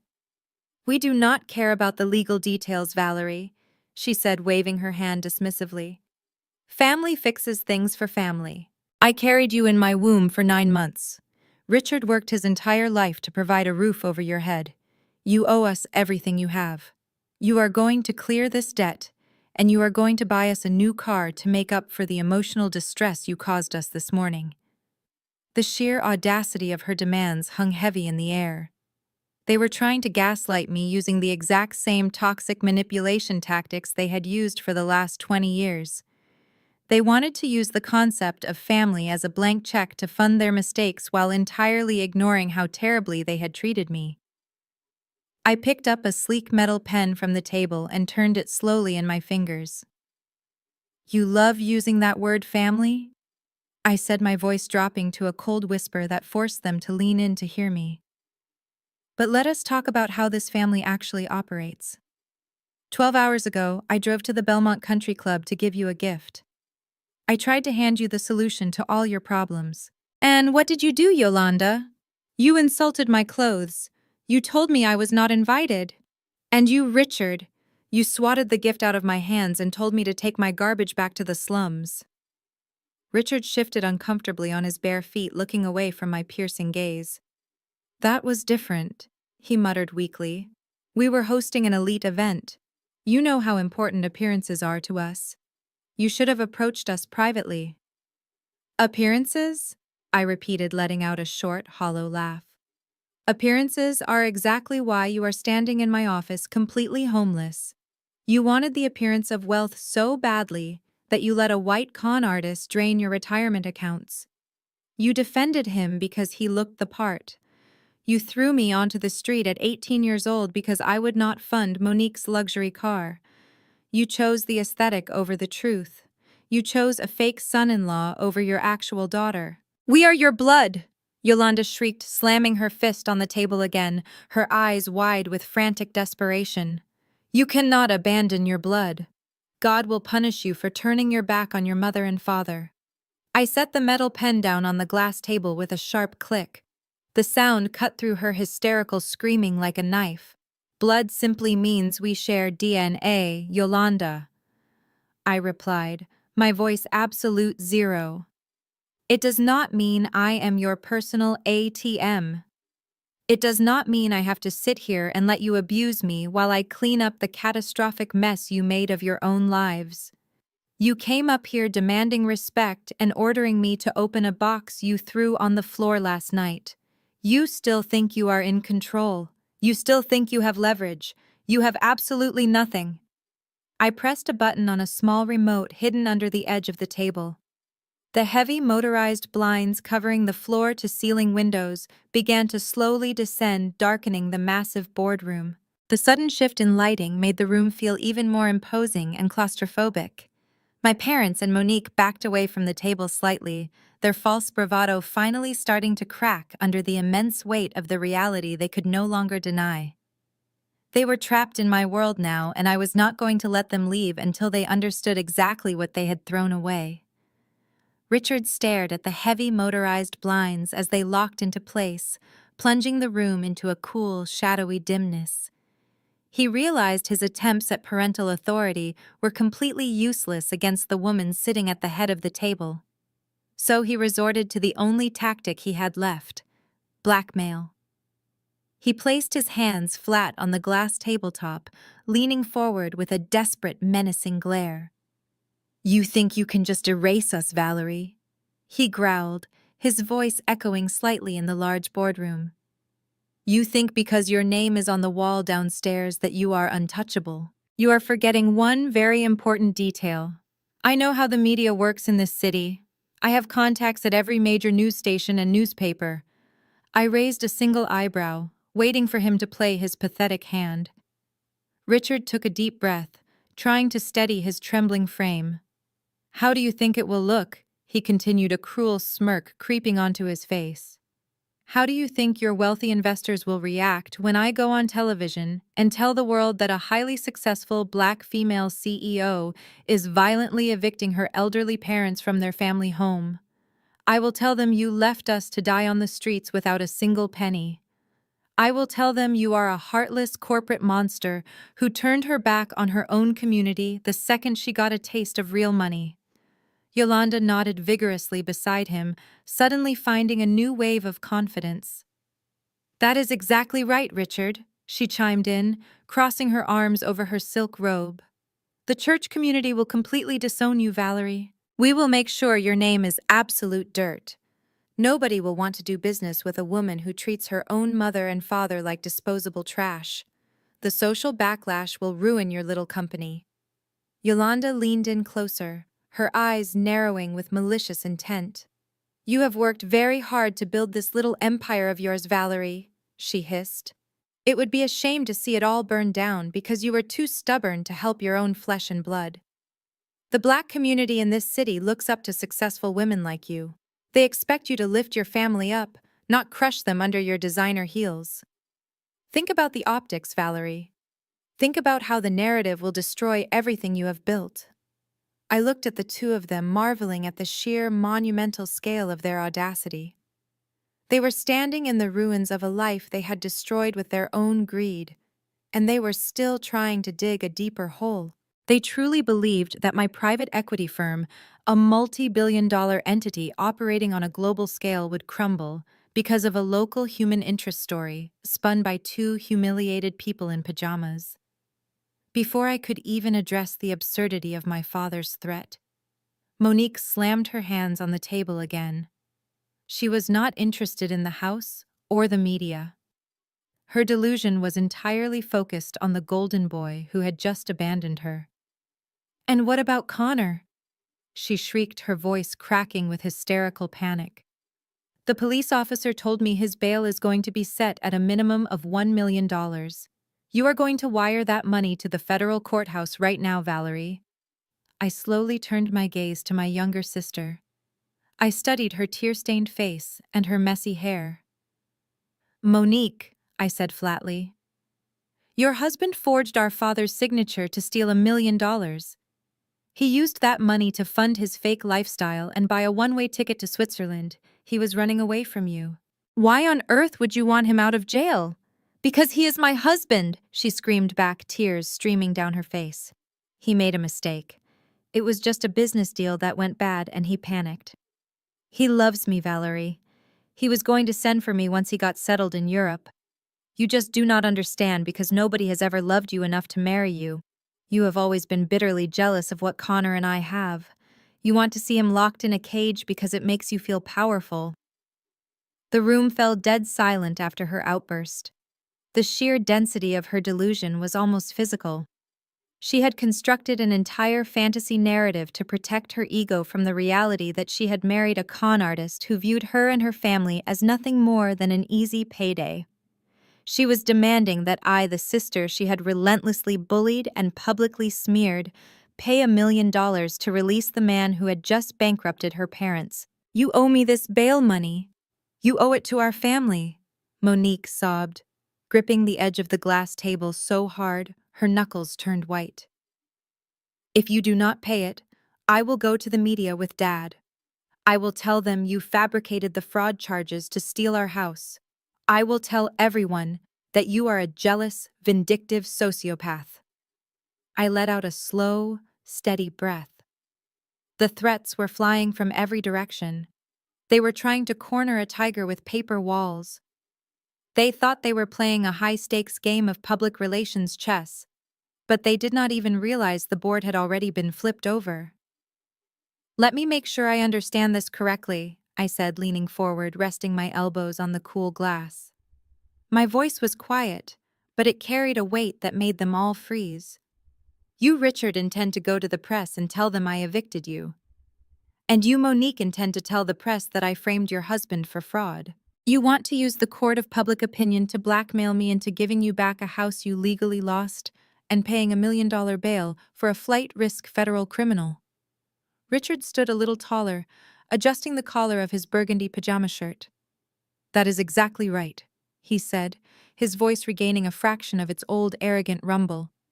"We want the house back, and we want the bail money wired today. Do that, and we will keep our mouths shut. Refuse, and your precious reputation is completely finished." It was the absolute peak of entitlement. It was the defining moment of their toxic legacy. They were completely powerless, entirely at my mercy, and they were still demanding that I surrender. They had spent decades manipulating the narrative to make themselves look like the perfect, affluent family, and they believed they could manipulate reality one last time to save themselves from the consequences of their own actions. Optics. I repeated the word softly, tasting the bitter irony of it. "You have spent your entire life worshipping optics, Yolanda. You sacrificed your relationship with your eldest daughter for the sake of an aesthetic. You let a criminal steal your retirement because he drove a nice car and looked like he belonged on Wall Street. And now you want to use optics to threaten me." I looked down at my hands for a brief moment, collecting my thoughts. I did not feel angry. I did not feel sad. I felt an overwhelming sense of clinical satisfaction. They had played their final hand, and it was composed entirely of blank cards. They thought my reputation was built on the same fragile lies as theirs. They thought I feared the judgment of the church elders and the country club elite. I shook my head slowly, a genuine cold smile finally breaking across my face that made Richard instinctively take a half step back. They had no idea that I had already anticipated every single move they were going to make. I let out a laugh. It started quiet, a low chuckle in the back of my throat, and then it grew into a genuine loud laugh that echoed off the glass walls of the darkened boardroom. Richard, Monique, and Yolanda stared at me like I had completely lost my mind. Their threats of media exposure and social ruin were hanging heavily in the air, and I was sitting at the head of the table laughing directly in their faces. I stopped laughing and wiped a small tear of amusement from the corner of my eye. I raised my hand and signaled to my assistant, who had been standing silently in the corner this entire time. She stepped forward, holding something carefully in her hands. She placed it gently on the glass table directly in front of me and stepped back into the shadows. It was the gold-wrapped box. The shiny paper was torn, and the corner of the cardboard was still heavily crushed from where Richard had kicked it across the marble floor of the country club lobby. I placed my fingertips on the ruined gold paper and slowly pushed the box across the smooth glass surface of the boardroom table. The box made a quiet sliding sound until it came to a complete stop right in front of my father. "Open it," I said, my voice completely stripped of any emotion. "You wanted me to take the check out of the box, Richard. Why do you not do it yourself?" Richard looked down at the crushed package and then looked up at me. His chest puffed out slightly. He honestly believed he had won. He thought his desperate threats of going to the local news stations had successfully intimidated me into surrendering. He thought I was finally bending to his authority, just like I used to do when I was a scared teenager living under his roof. He reached out with his trembling hands and grabbed the box. He did not open it carefully. He ripped the gold paper apart, tearing it to shreds in his greedy desperation. Yolanda leaned in close, her eyes wide with anticipation, expecting to see a blank check or a briefcase full of $100 bills. Monique stopped crying completely, waiting for the money that would bail out her criminal husband. Richard pulled off the damaged cardboard lid and threw it aside. He reached inside the box and pulled out a thick stack of heavy watermarked legal paper. There was no check. There was no cash. He stared at the top page, his brow furrowing in deep confusion. Across the top of the first page, printed in massive bold red ink, was the word void. Underneath it, stamped heavily across the dense legal text, was the word expired. "What is this?" Richard demanded, flipping through the pages frantically, his eyes darting across the legal jargon. "Where is the money, Valerie? What are these contracts?" I leaned back in my leather chair, steepling my fingers together. "Those contracts, Richard, were your absolute salvation," I explained slowly, letting every single word sink deep into their brains. Those documents were a legally binding amnesty agreement, drafted by my top corporate attorneys. The boardroom was dead silent, except for the sound of Richard frantically turning the heavy pages. If you had opened that box last night, you would have seen that my private equity firm had already prepared the paperwork to entirely wipe out the $1.2 million debt Connor owed, I said. The contract would have completely released the lien on your house. It would have given you full ownership of your estate, free and clear forever. All you had to do was sign your name on the dotted line. Yolanda's mouth dropped open. She looked from the papers to me and back to the papers. The color drained from her face, leaving her looking sickly and pale under the dim lights. "You mean," she stammered, her voice barely a whisper, "you mean the house could have been saved?" "It was saved, Yolanda," I replied, my voice absolute zero. "I brought that box to your anniversary party to save you. Despite everything you have ever done to me, I walked into that country club ready to hand you your entire legacy back. But you decided my dress was too cheap. Richard decided my presence was too embarrassing. You threw the only life raft you had onto the marble floor and told me to take a cab back to the slums." Richard kept staring at the red expired stamp. His hands shaking so violently, the heavy papers rustled loudly in the quiet room. "But we have it right now," he said, his voice cracking with desperate panic. "We can sign it right now, Valerie. Give me a pen. I will sign it right here on the table and we can forget this ever happened." I shook my head slowly, enjoying the sheer terror in his eyes. "You cannot sign it now, Richard. Look at the fine print at the very bottom of the page." Richard squinted, reading the tiny text at the bottom of the document. His face turned a sickening shade of gray. Monique reached over and snatched one of the voided pages from his hand, reading it for herself. "The amnesty offer had a strict expiration clause," I said, perfectly level. "It expired exactly at 12:00 a.m. last night. Midnight. The exact same moment the offer expired, the hostile foreclosure automatically triggered. The bank executed the seizure and the federal authorities were notified of Connor's fraud. I want you to think about what you were doing at midnight last night, Yolanda," I continued, turning my cold gaze to my mother. "You were standing in the country club drinking expensive champagne and laughing with your elite friends about how successfully you had kicked your disappointment of a daughter out of your party. Monique, you were sitting in a leased Mercedes crying fake tears on an internet live stream to turn the church congregation against me. And Connor was probably packing his duffel bag with your retirement cash to flee the country." Monique dropped the paper onto the glass table. She realized that her own sister had held the absolute power to keep her husband out of federal prison, and she had blown it by choosing to mock me on social media. "You were all so busy celebrating your fake superiority that you did not even realize the clock had struck midnight on your entire lives," I said, the cold truth ringing through the boardroom. "You did not lose your house because of a clerical error. You did not lose your house because I am a heartless corporate monster. You lost everything because you were too arrogant to accept a gift from someone you considered beneath you." Richard dropped the rest of the voided contracts onto the glass table as if they physically burned his hands.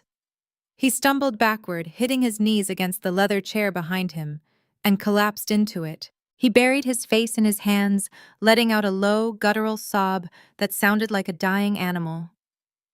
It was the sound of a man who had spent 65 years building a fragile ego, only to watch it shatter into a million irreversible pieces. Yolanda stared at the crushed gold paper scattered across the glass table. Her entire body began to tremble uncontrollably. The delusion was finally broken completely. There was no invisible social status left to protect her. There was no mayor or judge who could turn back the clock. She had literally held the keys to her mansion in her own hands, and she had swatted them away because the wrapping paper did not fit her aesthetic. I watched them break. I watched the crushing weight of their own terrible choices finally squeeze the breath out of them. They had demanded I open the box and fix their lives, but the only thing inside that box was the brutal reflection of their own toxic pride. There was no media threat or blackmail material in the world that could change the undeniable fact that they had done this completely to themselves. The room was completely silent, except for the sound of my father's ragged breathing. I let them sit in that crushing realization for a long moment before I turned my attention back to my younger sister. Monique was still clutching the edge of the table, staring blankly at the voided contracts. Her mind was desperately trying to cling to the last remaining pillar of her identity, her husband. Her entire sense of superiority was built on the fact that she had married a wealthy white financial expert while I was supposedly just a bitter failure. I nodded to my assistant again. She stepped forward and handed me a thick, heavy manila folder. I did not slide this one gently. I tossed the heavy dossier onto the glass table where it landed with a loud, sharp smack right in front of Monique. "Open it, Monique," I commanded. "You wanted to talk about your husband. You wanted me to pay $1 million to bail out the love of your life. You stood there in your silk pajamas and told me that he loved you and that he was just a victim of a bad business deal. Let us take a very close look at the man you brought into this family." Monique's hands trembled as she reached for the folder. She flipped open the heavy cardboard cover. The first page was a comprehensive financial timeline mapped out by my investigative team. "Connor never worked on Wall Street, Monique," I said, my voice cutting through the quiet room like a blade. "He was a mid-level accountant who got fired 3 years ago for embezzlement. The entire time you were married, he was running a localized Ponzi scheme. He used our parents' retirement money to pay off his initial angry investors just to keep up the illusion. He bought you that designer wardrobe, and he leased that Mercedes, using money he stole directly from the two people sitting next to you." Monique shook her head in furious denial, tears spilling over her eyelashes. "No," she whispered. "He is a financial expert. Dad said so. Dad checked his credentials before we got married." I looked at Richard. Richard looked away, unable to meet his youngest daughter's eyes. He had not checked anything. He had just seen a tall white man in a custom-tailored suit who spoke with unearned confidence and blindly handed over his life savings. He wanted a trophy son-in-law so badly that he ignored every single red flag. "Turn to page 4. Monique," I instructed, keeping my tone perfectly flat. Monique flipped the pages with shaking fingers. She stared at printed screenshots of text messages. "I had my cybersecurity team recover those messages from the servers of his shadow lenders," I explained. "Read them out loud, Monique. Read what your loving husband really thought about the family you destroyed me to protect." Monique opened her mouth, but no sound came out. She was physically unable to read the words. She just stared at the screen, grabs her face turning a sickening shade of pale. So I read them for her. The message sent on October 12th to his associate reads as follows. I recited from memory, looking directly at my parents. "You would not believe how easy this is. My black in-laws are so incredibly gullible. They are so desperate to be accepted by the white country club elite that they do not ask a single question. Richard practically hands me his bank statements on a silver platter just so he can brag about me at his church. They are pathetic. I will have the house deed transferred by Friday." Yolanda let out a sharp gasp, covering her mouth with her trembling hands. Richard closed his eyes, a fresh wave of utter humiliation washing over his exhausted face. The golden boy they had worshipped, the man they had used to justify throwing me away, had viewed them as nothing more than foolish, easy targets. Their own internalized racism, their desperate need for proximity to whiteness and status, had blinded them to a predator living right under their roof. They had demanded that I respect him. They had demanded that I apologize to him last night, and the entire time he was laughing at them behind their backs. But that is not even the best part, I said, leaning forward and resting my arms on the cool glass table. Turn to the very last page of the dossier, Monique. Monique slowly turned the heavy pages, her tears dropping heavily onto the paper and smearing the ink. It was a printout of a flight itinerary. Your husband was not planning to send for you once he got settled in Europe, I said softly, delivering the final fatal blow to her delusion. Look at the ticket, Monique. It is a one-way first-class ticket to Zurich, Switzerland, scheduled to depart this morning at 9:30. Monique stared at the single-passenger name printed clearly on the itinerary. Connor Hayes. Just one seat. Just one ticket. He packed his leather duffel bag with all the stolen cash he could carry, and he ran for the airport. I continued refusing to look away from her broken expression. He was going to leave you here, Monique. He was going to leave you holding the bag for $1 million in federal fraud. He used you to get access to our parents' wealth, and the second the well dried up, he discarded you like absolute garbage. He did not love you. You were just the easiest mark he ever found. The final shred of Monique's fake reality completely dissolved. The aesthetic she had murdered her own character to maintain was officially dead.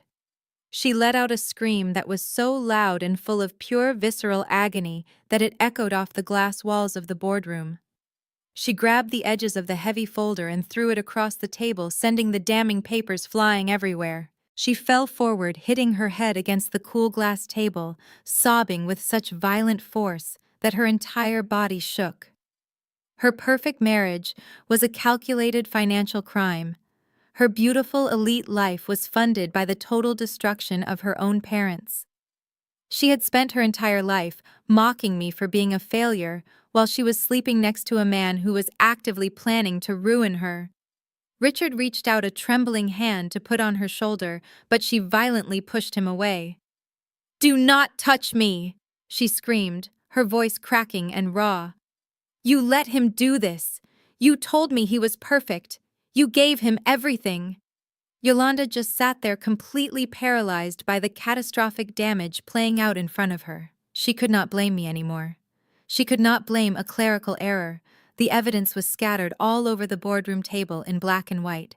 They had sacrificed their real daughter for a fake son, and now the bill had finally come due. The truth was entirely exposed, and there was absolutely nowhere left for them to hide. Monique's sobs filled the large boardroom, echoing off the thick glass windows. Richard was still slumped in his leather chair, staring blankly at the scattered papers that proved his entire life was a lie. Yolanda, however, was slowly starting to process the reality of their situation. Her eyes shifted from the crying Monique back to me. I could see the gears turning in her head again. She was a survivor in the most toxic sense of the word. Even at absolute rock bottom, she was looking for a loophole. "Valerie," she said, her voice shaking but carrying a new desperate tone. "Okay, Connor is a criminal. We were wrong about him. We admit it. But the house, Valerie, the bank took the house. Banks want money, not real estate. If your company bought the debt, then your company can negotiate with the bank. We can set up a payment plan. Richard can come out of retirement. We can sell the cars. Just please, you have to let us back into our home. We cannot be homeless." I looked at my mother and felt a deep, profound sense of finality. She still did not understand the magnitude of what had happened at midnight. She still thought this was a standard banking error that could be fixed with a few phone calls and a payment plan. "Yolanda," I said, leaning back in my chair and folding my hands in my lap. "There is no bank left to negotiate with." Richard slowly lifted his head, his eyes bloodshot and swollen. "What do you mean there is no bank?" he asked, his voice barely a whisper. When a property is foreclosed upon, it usually goes to a public auction, I explained, keeping my voice slow and deliberate so they would not miss a single word. But V Apex Holdings is not just a debt collection agency. We are a private equity firm with massive liquid capital. We did not just trigger the default. We executed the foreclosure, and we immediately purchased the property deed directly from the holding company, the very second it became available this morning. I paused, letting the silence stretch for a long moment, before delivering the ultimate bombshell. I am not just your debt collector, I said, looking directly into my father's eyes. I am your new landlord. I personally own the estate. The deed is entirely in my name. Richard gripped the armrests of his chair, his knuckles turning white. You own the house? He repeated the words, tasting like poison in his mouth. You own my house. It is not your house anymore, Richard, I corrected him softly. It is my property. The very same property you kicked me out of 16 years ago. You handed me a garbage bag and told me I was a worthless burden because I would not hand over my minimum wage paychecks. You told me I would never amount to anything and that I was no longer welcome under your roof. Well, it is my roof now. Yolanda stood up from her chair, her silk robe slipping off her shoulder. Her eyes were wide with a sudden frantic hope. Then you can let us stay, she pleaded, taking a step toward the glass table. Valerie, you own it. You can just let us move back in. We will pay you rent. We will do whatever you want. You can have the master bedroom. You have made your point. You have humbled us. Just please give us our home back. I looked at her frantic, desperate face and felt absolutely nothing. There was no maternal bond left to salvage. There was no family legacy to protect. There was only the cold, hard truth of consequences. I am not going to rent it to you, Yolanda, I said plainly. And I am certainly not going to live in it. I have a $5 million penthouse that does not reek of toxic memories and fake prestige. Then what are you going to do with it? Richard asked, a deep sense of dread creeping into his voice. It is a historical colonial estate. It is worth millions. You are a businesswoman. You are going to sell it. I shook my head slowly, a genuine smile touching the corners of my mouth. I am not going to sell it either.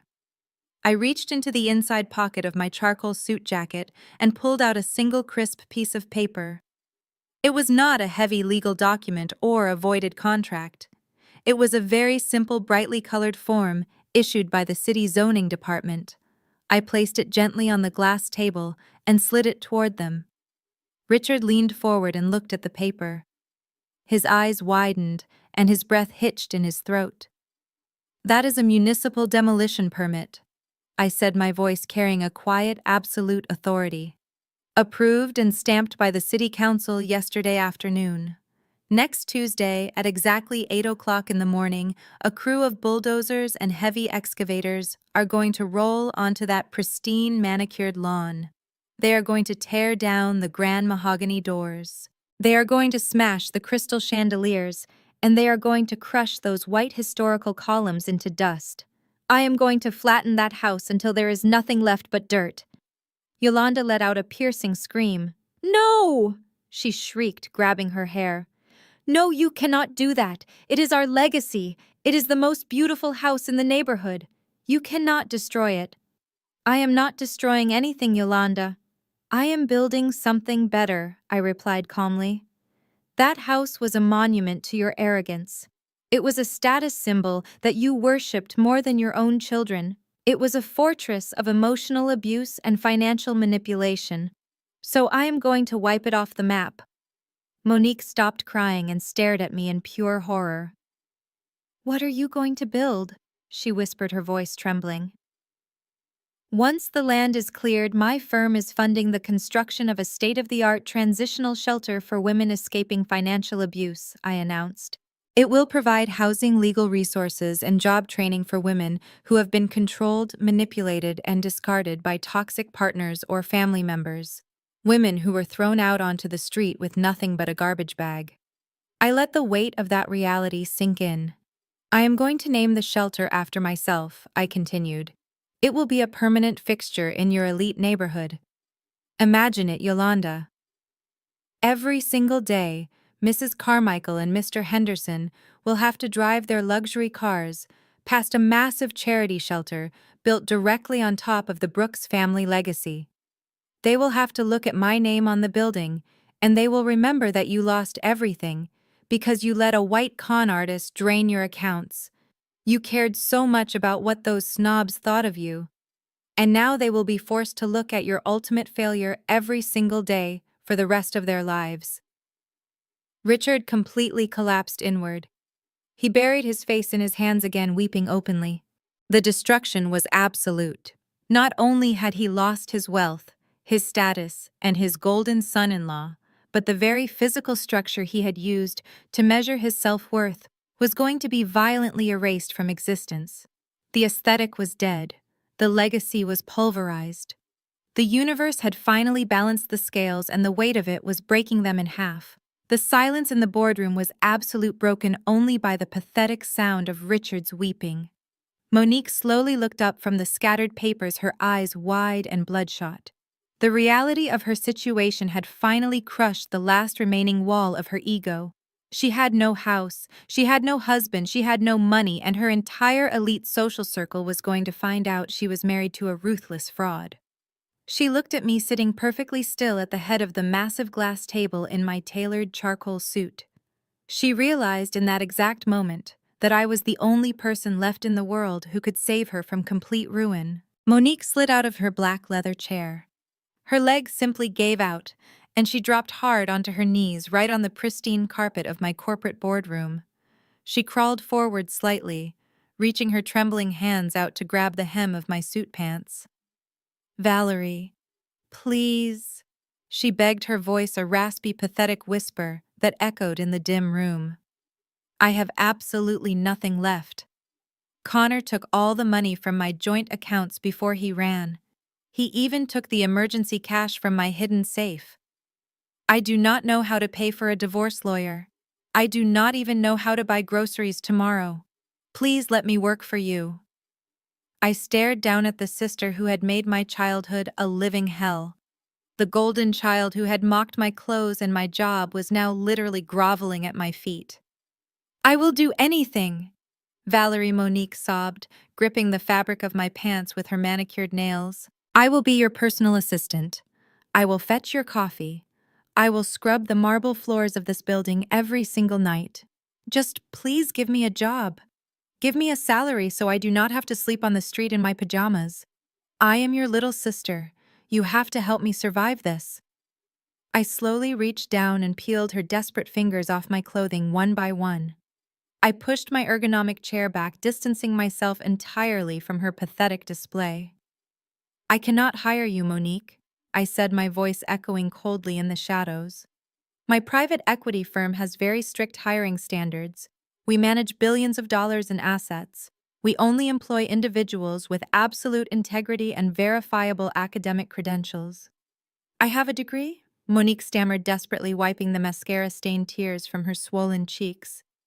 "I have a degree in business communications. Dad paid for my tuition. You know I went to college, Valerie. I am educated." I shook my head slowly, resting my elbows on the armrests of my chair. "You did not go to college, Monique. You went to campus parties. You failed out of your sophomore year because you were too busy trying to maintain your wealthy socialite aesthetic for Instagram. When Dad demanded to see your diploma for his country club bragging rights, you panicked. You went online, and you paid $400 to a fake diploma mill based in southern Florida to print a completely fraudulent piece of paper. You even paid an extra $50 for the fake gold foil university seal." Monique's jaw dropped, her tear-filled eyes widening in absolute terror. Richard stopped crying and lifted his heavy head, staring at his youngest daughter in pure shock. Yolanda let out a weak, sickening gasp. "Yes, I know about the fake degree." I continued, perfectly calm and completely unbothered by their horror. "My corporate background check team ran a standard deep audit on you months ago when Connor's illegal activities first popped up on our radar. Your entire life is a manufactured lie, Monique. Your marriage was a scam. Your degree is a fraud. And your luxury lifestyle was stolen directly from the parents you are kneeling next to right now. I would not hire you to empty the trash cans in this building because you are a liability to everything you touch. Monique collapsed, completely laying flat on the carpet and wailing into the floor. She was entirely broken. Her identity was completely pulverized. Yolanda could not take it anymore. The absolute destruction of her golden child was too much for her fragile narcissistic mind to process. She stood up, her sheer silk robe trembling around her thin frame. She looked at me with wild, desperate eyes and decided to try one last tactic. The sacred maternal bond. She walked slowly around the massive glass table, stepping right over Monique's crying body. She opened her arms wide, tears streaming rapidly down her aging face. "My sweet daughter," Yolanda cried, her voice dripping with fake, overwhelming emotion. "My brilliant, beautiful Valerie, I am so incredibly sorry. We were so blind, we were so foolish to trust that awful white man.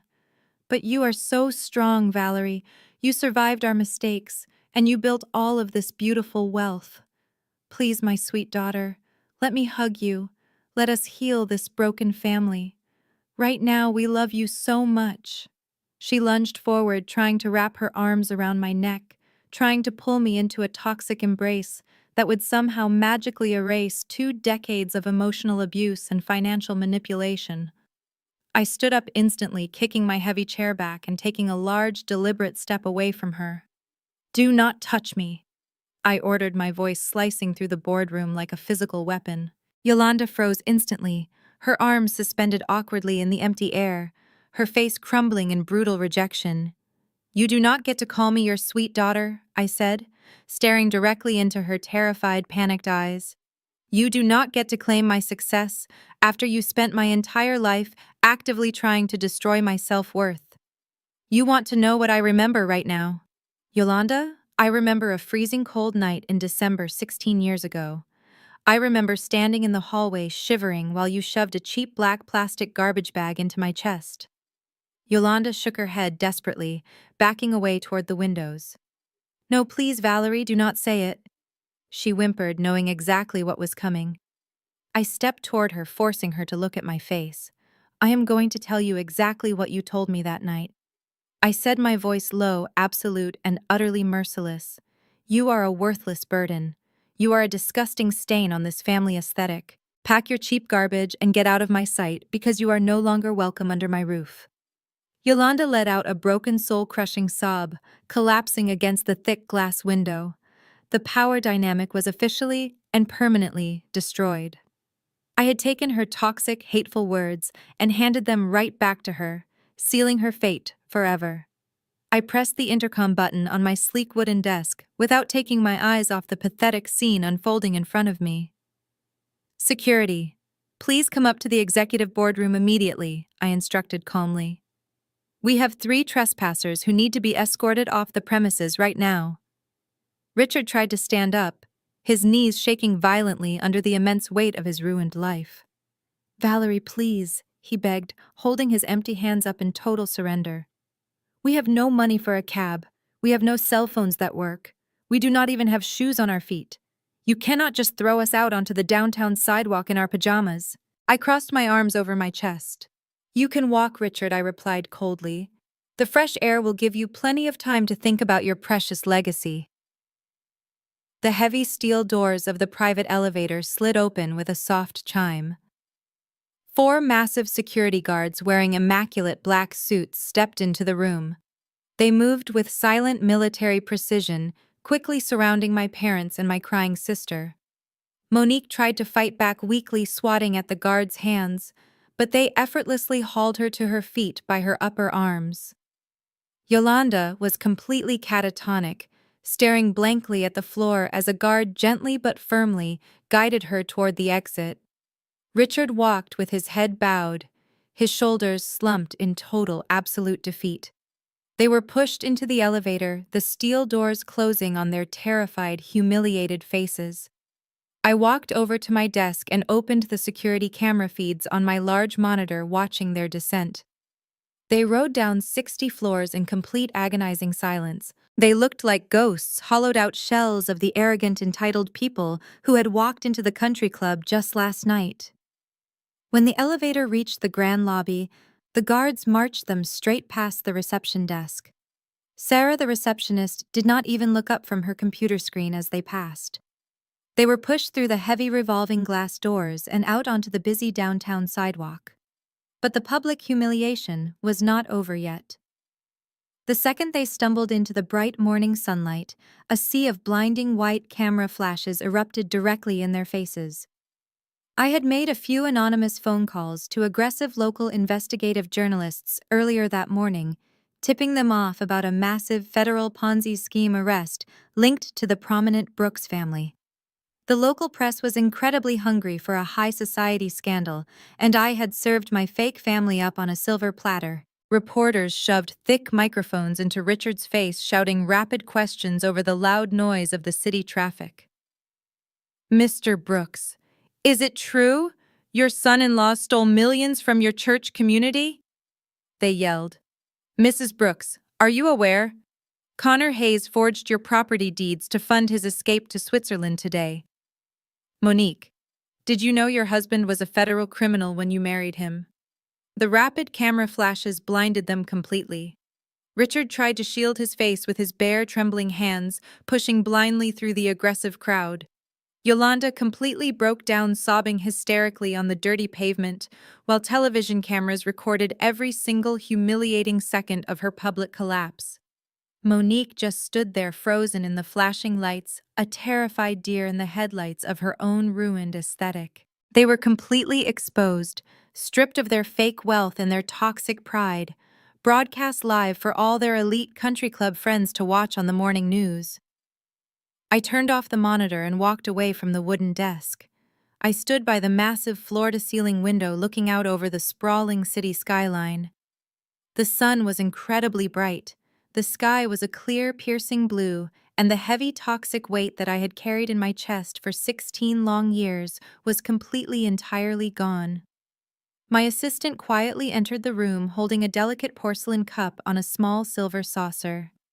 She walked over and handed it to me with a warm, respectful smile. "Chamomile tea with a drop of honey, boss," she said softly. "Thank you, Sarah," I replied, taking the warm cup into my hands. She nodded and left the room, closing the heavy door gently behind her. I took a slow, deep sip of the tea, letting the sweet, comforting warmth spread through my entire body. I looked down at the tiny figures on the sidewalk far below me, completely surrounded by the relentless media swarm. Society constantly tells us that blood is thicker than water. They tell us that we have to forgive and forget, because family is everything. They tell us to keep the peace, to swallow our pain, and to set ourselves on fire just to keep our toxic relatives warm. But they are entirely wrong. Blood simply means you share a random genetic code. It does not mean you owe your abusers a lifetime of unrestricted access to your peace of mind. Cutting off a toxic bloodline is the most painful emotional surgery you will ever perform on yourself, but it is absolutely necessary for your ultimate survival. You cannot heal in the exact same environment that broke you. You cannot build a massive empire while carrying the heavy dead weight of people who constantly pray for your downfall. My parents wanted me to stay small so they could feel big. They wanted me to fail so their golden child could shine brighter by comparison.